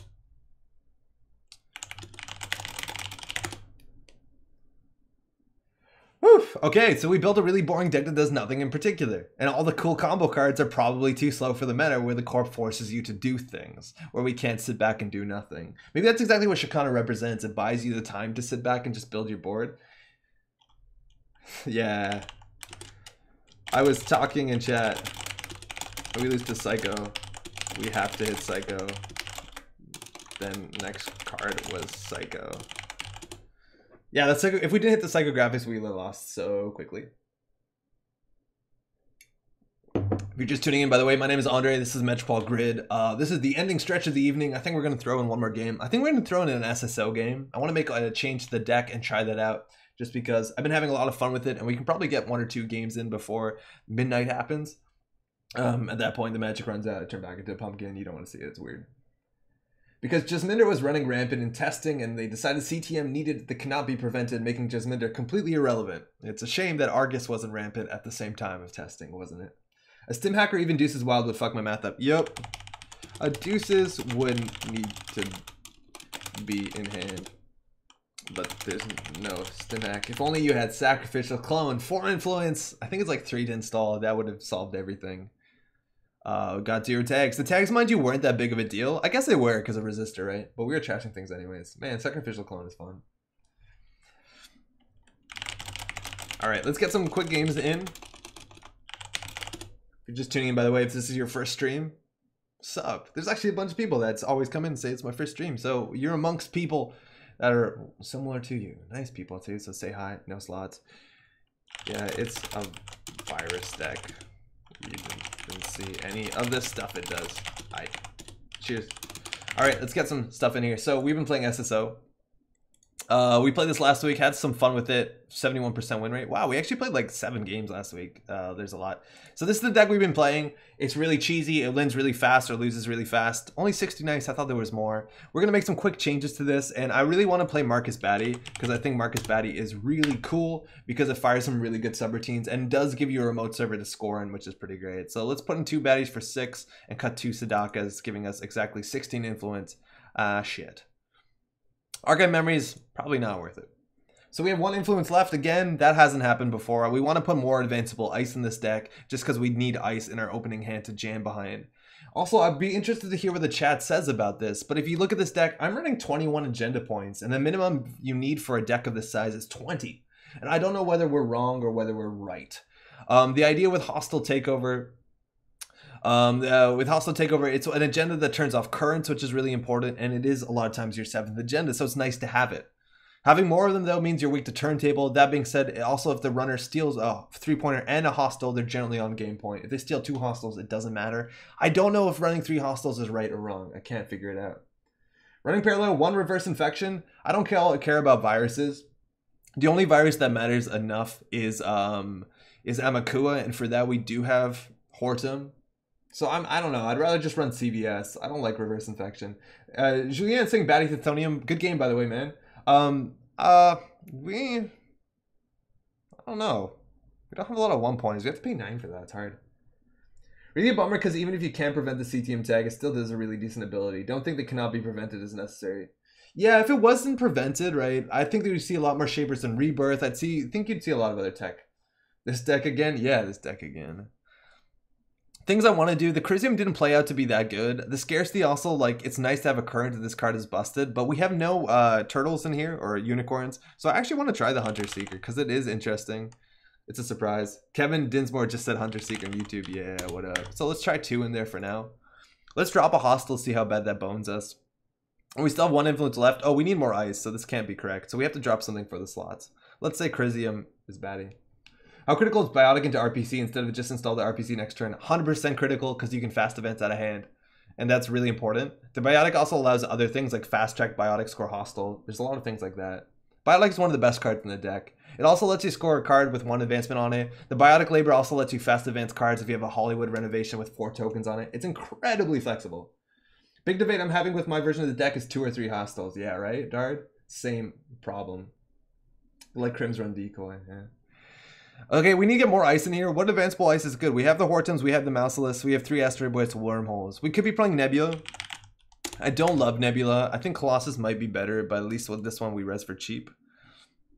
I think I'm on Bayokin's channel. Benny's been running an Arc Lockdown, which does increase the value of trash program subroutines.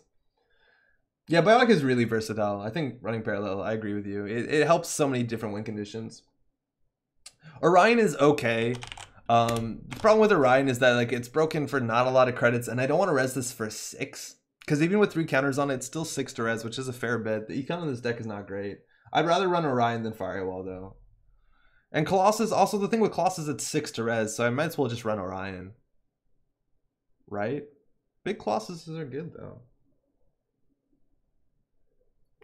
Cortex Lock Phillip is 2 influence. We only have 1 left, but I agree with you. It's a really fun card. That's the problem I'm having with this deck. I'm down to try Nebula Orion. Nebula we res for free. That's probably better than Colossus because at the late game, this is actually a fine Marcus Batty subroutine sometimes. Probably better out of Esmari. Yeah, you can just run any ice in Esmari and people don't know what's happening. Let's try this. The baddies are new. Scarcity is still pretty good. We have the mass comps. We have the money. We probably don't have enough punitive money in this deck. There's a chance that we don't need these, but it can win you a lot. It's still called New Deck, which I think is actually like a pretty avant-garde name, if you ask me, right? Not a lot of people expect that. It might be too obvious, and that kind of makes it interesting again. Colossus gets you another pseudo win con. You can advance it at a reasonable range in front of an ETR. Yeah, you can. Yo, what a gym.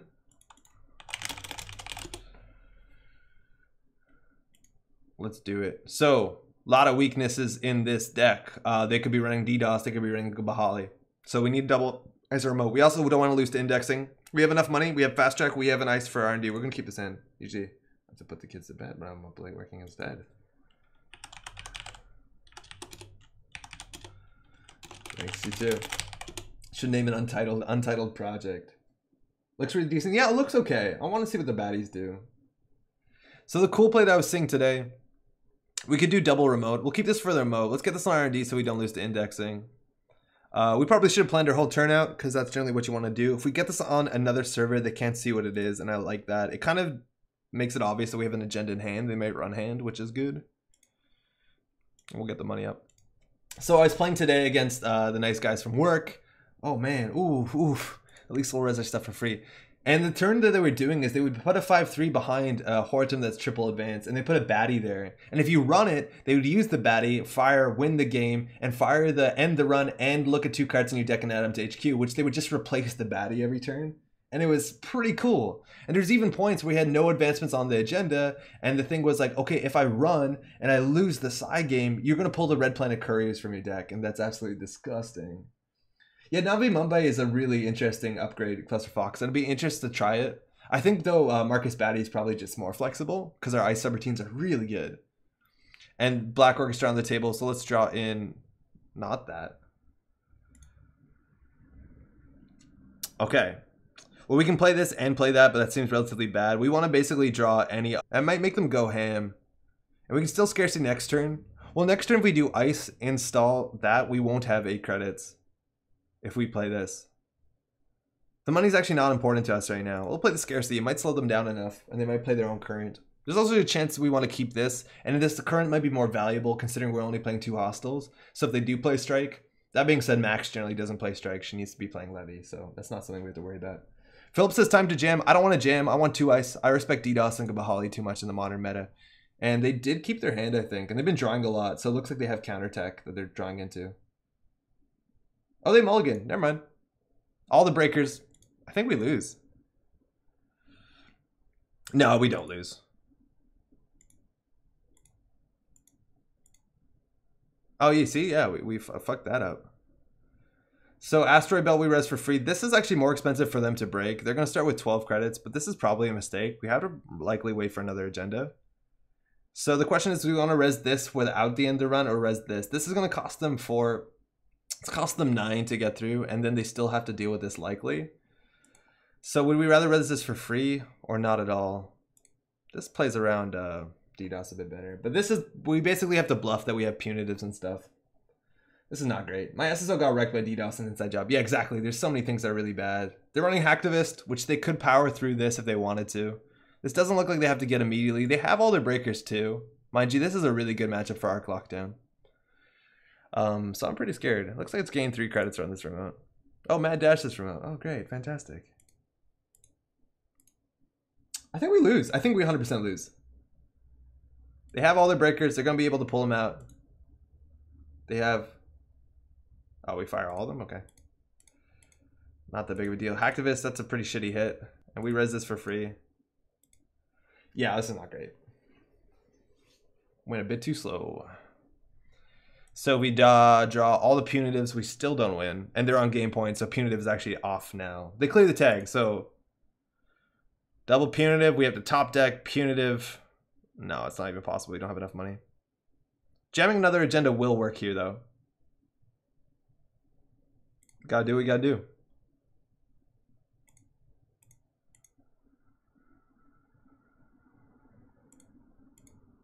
Unless they have stim hack.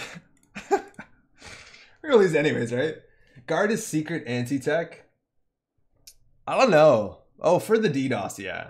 For our deck, not specifically. That's not something in my meta I'm worried about just yet. So their iPad worsing into the stim hack. The stim hack wins them the game. Dirty Laundry's coming in on HQ. That'll give them single access, some information. We have this card to recover. Same old thing coming down. Double same old thing coming down. That doesn't give them the stim hack unless they rip it off the top of their deck. So we need to score this bad boy. We're really weak to knifed on this remote server. We gotta get this out of here as soon as possible. Advance. We don't want to put... Yeah, we might as well... No, we get the counters for free. Seems bad. Actually, I think putting the counters on the asteroid belt is 100% wrong, considering we've seen the knifed. And if we want to keep our counters so that we can red planet couriers, we should have put the 2 counters on the mouseless itself. Now, we could advance it once more, which doesn't buy us anything. We could always mass comms next turn, which might be surprising, but there might actually not be a next turn, which is an issue. And we can advance this out. We also could have just advanced this once and Biotic scored it, but we probably need this for our other win condition. I think things are bad regardless. Let's just click for a credit. Whatever. Probably lose to indexing. Woof. Turtle coming off, career fair coming off the top into the heap. So no stim hack just yet. Mind you, they can let all the net damage on this fire. They can take the gain for... Oh, they're letting us have this one. That's very kind of them. They're probably going to win on the indexing. If we draw an agenda, we leave this at 4, we might be able to win, but we just can't do that. So we're going to go ahead and score this one out. So we still have a chance of winning. It's not actually 100% over yet. This ice wall seems better than the IPO. We have 2 IPOs and this money card too. But like we could do fast track, biotic, red planet couriers, not all in the same turn, and that puts us on 7. So it's all going to come down to that 1-2, and I think they're going to have... They hit the stim hack in the bin. There's the indexing. So we likely lose right now. This at least is a pretty big piece of ice. They could knife it, and we only spent 1 on it, so it's not that bad. So we probably lose. Should I put a counter on ice wall and mass comp for 8? Yeah, I wanted to get the 3 counters on here. I don't know, the money actually doesn't matter right now because we could res everything. We can still always surprise them with mass comp. The thing is, like, we just lose to indexing because we took Chrysiums out and we didn't even draw our Marcus Baddies instead. Again, this deck is pretty flimsy to a lot of like very heavy, especially pressure like this. Best case scenario, they don't draw the 5. We also used to have Sadaka in our deck, which was nice R&D protection to indexing. But that's gone too. Let's see if they knifed this. Oh wow, okay, so that didn't seem to work out for them. Put that on R&D. We could advance to take all the money with mass comms. We actually don't really need the money. As long as we have 1 credit, we have this. And we could call their bluff and shuffle this. Mind you, they have same old thing into stim hack, so this remote server is far from safe. So we're probably going to have to go into the combo and score from hand. And we know the next 4 turns are safe on R&D, likely. So we don't have to pull through. Paperclip in the bin, career fair in the bin. We have seen no levies hit the bin so far. And so far the influence, we've seen 3, 4, 5, 6, 7. Assuming they're on 2 levies, 8, 9, 10, 11, 12, 13. Maybe they're on 1 levy, 2 indexings. It's hard to tell. We'll find out soon. The thing is that as soon as we do our special our fast track, it shuffles our deck, and then the second indexing or same old thing indexing gets terrifying. Now, one thing we don't want to do, and it's too late, is that ideally... Ooh, Data Sucker coming out. Turtle's going to coming out soon. Is ideally, you want to make them levy before they can pull out their breakers. So they levy their breakers back into their deck. And the problem is they can always run this, break this for 6, just to have their Black Orchestra on the table before they levy. And that's pretty good. Okay, well that's something. That might mean that we actually want to get things going. We can put this on HQ, I guess. There's no way we can make R&D taxing enough. Getting another ice wall in front of this is also really good because if they knife it, we can protect it. So let's get this on HQ. This has more value getting 3 advancement counters on it, so we can advance this and then just click for all the money. It means if we do top deck an agenda, which is super unlikely, we can combo out. Actually, there's no reason to do that. Yeah, there's really no reason to do that. We want to keep 1 credit though, so we can protect this from the knife. We don't need money for punitive. We can always like hit the next turn, gain 10 instead of 8. I guess we spend a credit advancing though.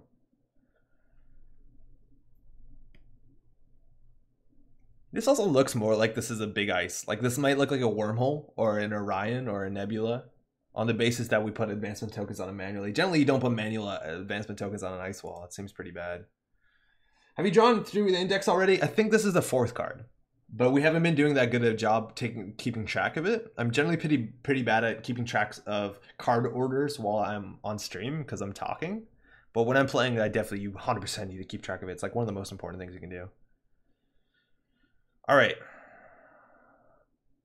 We could do advance on that. That actually buys us some time and goofs their play. We could do advance credit. Then we have to throw out a card. I don't want to do that. If we advance this, we can't put 3 tokens on it. I don't think we're putting 3 tokens on this one anyways, so whatever. Because we just can't put anything in the remote. It'd be too difficult. Keeping farm cards in our HQ is probably good. We don't need the IPO. If we do top deck another Biotic Labor, our combo to score out the whole 5/3s is Biotic. I think next turn we just start drawing like mad. So advancing this even higher is actually pretty good. Because this is kind of taxing to hit. They'll probably knife this one though. Let's advance this. Because then we start drawing really madly. Because then we can Biotic into red blind it. And then we just do fast track Biotic. I don't know. Resing this doesn't do much. And I want them to knife this. So we're going to res this when and if they knife it. Still cost them a fair bit of money. Like, I suppose it's a really good value. Oh, fuck. So there's only one more in their deck. That luckily didn't matter. Putting them on 5 points doesn't matter. Oh, same old thing into Rebirth. Oh, right. They can same old thing that. Omar's coming in. Probably R&D because there's a fresh card. All right, well, I got both of those. Those are next to each other. Oh, that was great. Oh, no. Imagine we drew those. This is something. Imagine we drew those. Woo. So they probably have to levy here. It looks like they have both of the levies or at least one levy in hand. So let's keep this open and like remember it because they might snap levy here. I think they actually run archives. The thing is, like, we're not going to res this. We really aren't because we wanted them to levy before they have their Sentry Breaker out. What's the new plan? We got to fast advance out 2 3-pointers. That's why I like another hostile in the deck because this doesn't happen that often. Usually you lose by now, but Ice Carver, it's good. It's good value. The thing is they know as soon as they levy. Let's draw once. Wormhole is pretty good. Again, we don't want to give them an excuse to have that. It's better to ice up archives than anything else. The only thing with indexing, they index once and then they run through archives. So making this super taxing is not that important. Now they're going to levy out of hand. So playing the scarcity doesn't matter that much. They've played 3 liberated, 3 daily casts. They're not on any current we care about. So I guess we actually can just play that. It might slow them down a wee bit, but they have 21 credits. That's probably a waste of time. We probably just needed to draw. We also haven't seen any HQ pressure. They might be on a single copy of legwork, and they might want to do a legwork before they levy to get the maximum value. Oh, it looks like we lose here, though. Again, this doesn't matter. I don't want to res that. Yeah, there's no way to stop this. They have 21 credits. Right, and this is just like fundamental Netrunner. From their side of the table, you know how bad this looks? They're like, wait, they can't do anything. Wormhole server 1, it's super expensive to break. With sucker counters and Ice Carver, it's not. It's going to cost them 3 credits to break. And we're never going to put anything in the remote server. Like, this is what we lose to. And we don't have Chrysiums, we took them out. We don't have Sadakas, we took them out. So now they Omar R&D. Unless they, yeah, good game. GG. That's brutal. That's like when this deck is no fun.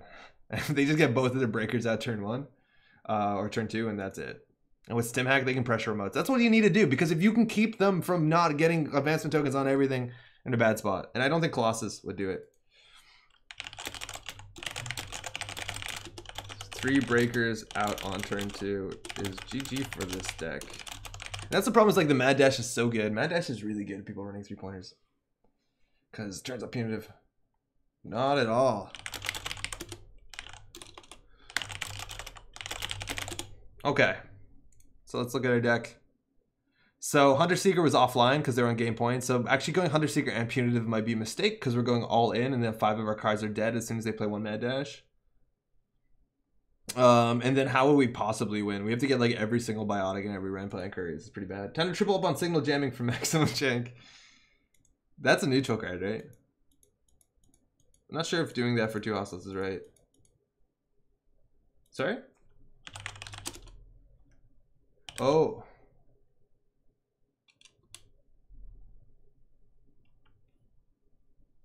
Oh, did they know that the hostiles were on top of R&D? Oh, yeah, totally right. Because I need to score 1 to win. Yeah, I think that's right. I think you want to do that. That shuts up. Yeah, I used to be on 3, just cut 1 for testing tonight. I like 3 better. All right, we're gonna give this another shot. We'll get 1 more game in. Again, we generally win or lose by turn 10 as promised, and we are on turn 11. So we lied a bit, but only a bit. So it's like a white lie, right? All right, let's get another game in real quick. Just tuning in, my name is Andre, by the way. How's it going? I wish I my HB deck. It's a great card. Isn't that like 5 influence? It's 4 influence. Yeah, that's a cool one. Thanks. Hey. Safe driving. Or walking or whatever. Have a good night. Easy. Alright, let's get another one in here. We're not gonna make any changes just yet.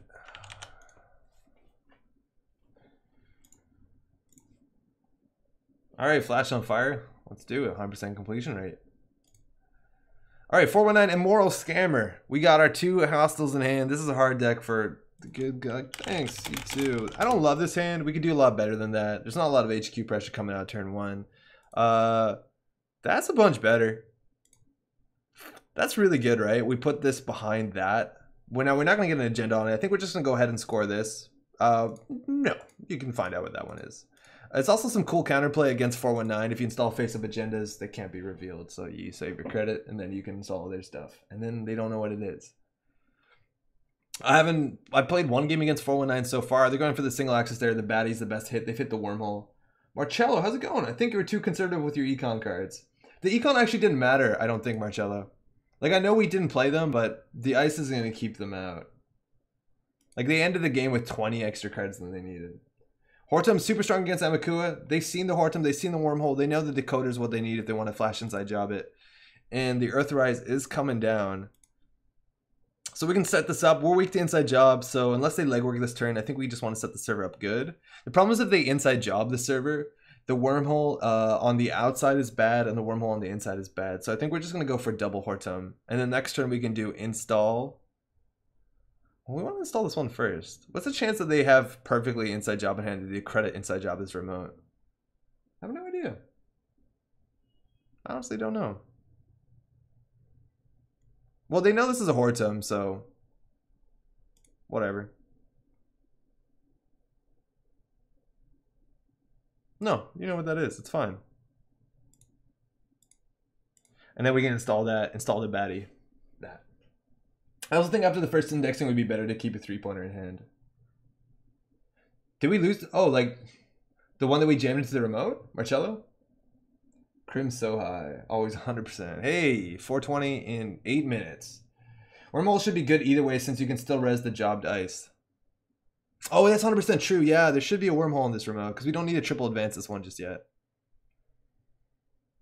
That means wormhole on the inside is definitely better because you res this one, which is easier to break, and then wormholes on the outside.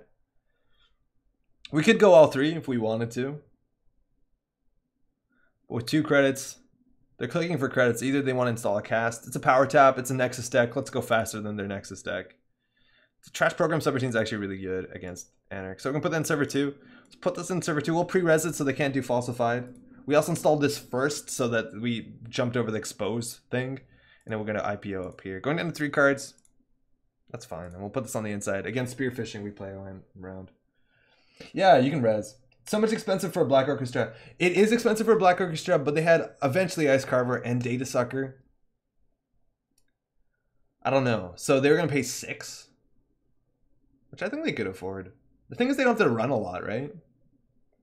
Turning Wheel coming down. That's pretty strong. So we don't have any ice on R&D that punishes them just yet. And they're going to get a big deep dig on R&D, so we're going to ice that up. A big deep dig on R&D does make them bad against Punitive, but if they're running Power Tap, Punitive is kind of hard, and they also have another Citadel Sanctuary, it seems, in hand. So we can do Advance, Advance. I think this card's actually really safe. So we do advance. Our last click is probably, yeah, that's what we wanted. So we get this on R&D to stop that from bleeding.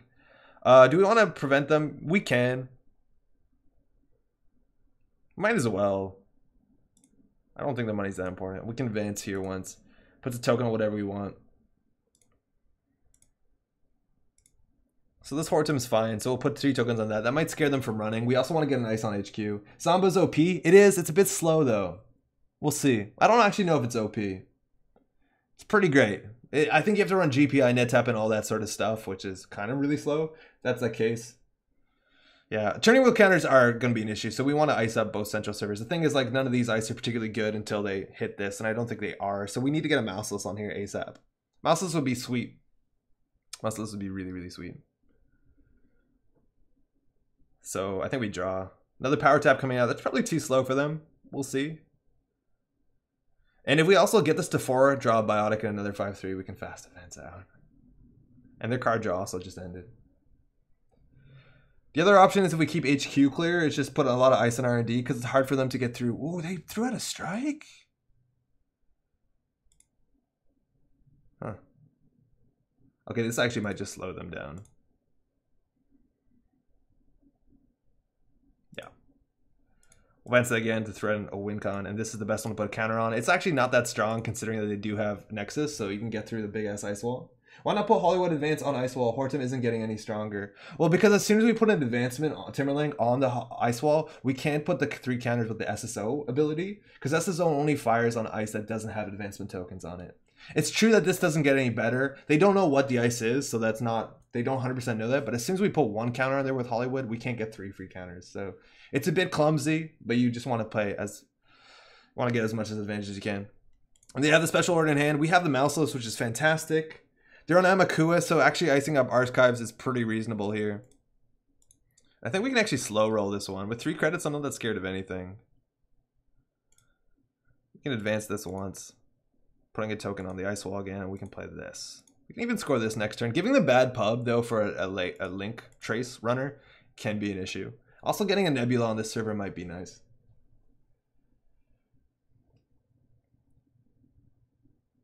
But like with 3 credits, 2 power taps, a turning wheel, ice on every server, this is the snowball that you want, right? Like they spend a bunch of dirtle cards and now they can't interact with us. Masscom is pretty sweet.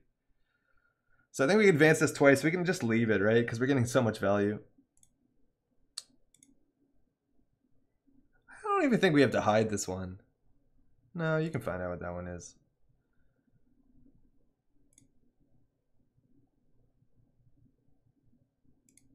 So 4 counters, that's actually really good.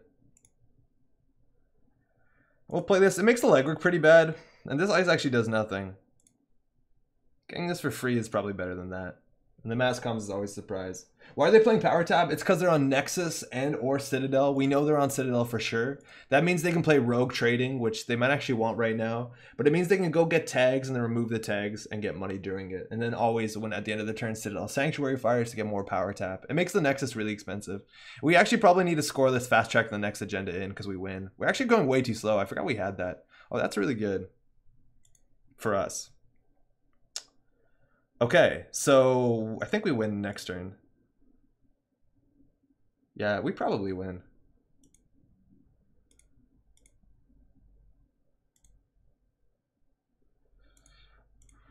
Because if they don't steal this, we just go ahead and Red Planet it. And they can't get through this server, so I don't know what they do. Suddenly DDoS APOC. It might happen, but like they're playing too many things, and this is the cheesy turn 10 one we're talking about. Yeah, I didn't realize. Now we top deck this, though. We just go because we're going to put a lot of tokens on this. A lot. Which tier do you think SS2? Oh, well, there's... I'd say pretty meta dependent. It's easy to build against. All right, so this is their combo, right? They run a turn with a Jackson Claire. They get a tag with Nexus. And that's it. So we're just going to go ahead and do that. Get a 23 advancement counter. Game. Okay, well, that's that. That's what happens. This is a slow deck. It is really slow. They spent their early turns getting turning wheel counters, installing cards that didn't matter. So like this could have gone a lot faster if they needed only what they installed. Like these did nothing. Thanks for the game. So just getting like an Amakua down early, hammering central servers when they're open, get tokens, that's probably better. They knew we had 2 Hordims though, so it's not even the best. We also had a Marcus Batty. The server's looking really good. Hey, actually, so I had some stuff to say today before we close the stream down, just some news to go through. We probably should front load the news, but just to talk about things. Hot Dog Man, how's it going? Been enjoying SSO with clones or not people for the 7th point. That actually sounds really fun too. It's probably easy to weave that in there. There's a lot of cool things you can do for the 7th point. Yeah, what other ones? There was a bunch of things we need to say. Firstly, shout out, this is not the right page to open this up. 25 meat damage to steal that agenda. Yeah, that's a lot of meat damage. Aiden, how's it going? They had Citadel Sanctuary though, so they could have done it. It's not a cost to steal it. Cool things I just want to talk about before we close the stream. Firstly, this is Mansion of Madness. No, this is a big thing. FFG has opened up a video game thing in their in the FFG, and they're starting to make like digital stuff. They have a digital version of the Lord of the Rings competitive, or wow, let me try that again. Lord of the Rings cooperative card game, and it looks like they're making a digital version of Mansion of Madness, and I believe this says it's coming out later this year, and that's kind of first quarter 2019, so early next year. And this is just kind of a big thing to understand, is that FFG is moving into the digital space. What does that mean for Netrunner? I don't know. Whether that's going to be in a different Netrunner game or a game in the universe, or does that mean that people will be actually playing like an official Jinteki.net? I don't know, but it's interesting. That's worth noting. Another thing that's really important to say, I will not be streaming next Thursday. It's not possible. I don't think I'm going to be around. But so instead, we're going to be streaming probably on Tuesday. I can't commit to that right away, but if you follow the channel, if you hit the follow button, it'll give you a notification on your phone or your email or whatever. That's the best we can do for now, because I don't know, but I know for sure it won't be next Thursday. We're getting a new monitor, I think, next week, so the streams will be getting a bit nicer. We'll have a bigger screen. It'll be easy to do. Also, shout out to Reddit. This came up. Somebody was asking on Reddit about like, hey, do you know any cool channels for what's it called? Oh wow, spoilers. Do we look at these? So we want to see this chat? Chat, let me know if we want to look through these together. But someone's asking like, what's some cool streams and videos to watch, and people plugged this channel, which is really cool. Thanks so much for those shout outs. That's totally dope. There's also a lot of other stuff here, like Trace5 from Christian's really good. Bendy's video is good. Cool Marvelous, Hacktivist. This channel is actually really great too. And then the stuff coming from the Adelaide Store Championship. So stuff is really great. I really like that people support and like shout outs for that. I always really, really like that. It's only 1 card. We looking at this? I'd be extremely sad if they force players to use their possibly worst Netrunner client. Yeah, right? Man, it'd be rough. I hope they don't do that. But it looks like they're getting through that space, which is kind of an issue considering Jinteki.net is their competitor, and at some point maybe they have to take this down because it's fighting against them. It's a really hard thing to do. I think that's all we wanted to say. Oh yeah, no, actually no, the big thing we wanted to say, this is actually the biggest thing. Twitter, FFG, I think it's OP. If you don't know about this, so the restricted list, the most wanted list, it's something that you need to update every once in a while. And FFG came out with this thing, and all they said is this. They said, FFG organized play. We feel the current Netrunner meta is healthy and will not be releasing a new most wanted list before the regionals start. We reevaluate again in a couple of months. This is so cool. FFG has classically had a big problem with communication, where they would go hundreds of days without saying something, whether it's about new products or about the balance of the game. And I do agree the meta right now is looking pretty good. Sure, there's going to be combo decks and stuff that you might not like that appear, but the fact that FFG is coming out of the way to say, by the way, our communication is there is no change is such a huge deal, because FFG communication is rubbish, and I think this is what people want. I think the best thing they could do on top of this is saying at a certain day at a certain month, like Magic does it, I believe, like that. They always say like the first Monday of every month or every quarter. I'm not actually sure, but they have a day where you expect OP to say something. Either they say these are the changes to the balance, or there are no changes because we like how things go. And there's nothing worse following a thing or trying to be invested in a thing where there is no communication. So you don't know if what's happening. And I just love that this happened. So if you're not aware, there's going to be no changes until after the regional season, and then they'll reconsider. As of right now, they think things are good. Again, we still have like 2 data packs coming out before regional season, so who knows how things are going to go. But any communication is great communication. Shout outs to FFG for this. It's still not perfect, but this is so much better than it used to be. So we'll play FFG. That's largely it. Thanks so much for dropping by. To all the people that had the pleasure playing games against, Thanks so much for all the people that showed up in chat, even if you're lurking. Thanks so much for dropping by. The new people dropping by in chat too. Also, hope you had a good time. The VOD, if you missed the beginning, will always be on YouTube. That'll be coming up in the near future. I'm sad we did not build a more interesting virus deck. See you next week, hopefully sooner than Thursday. And if you have tournaments this weekend or just playing some Netrunner, have fun. Otherwise, have a good week altogether. Thanks for watching. Ciao.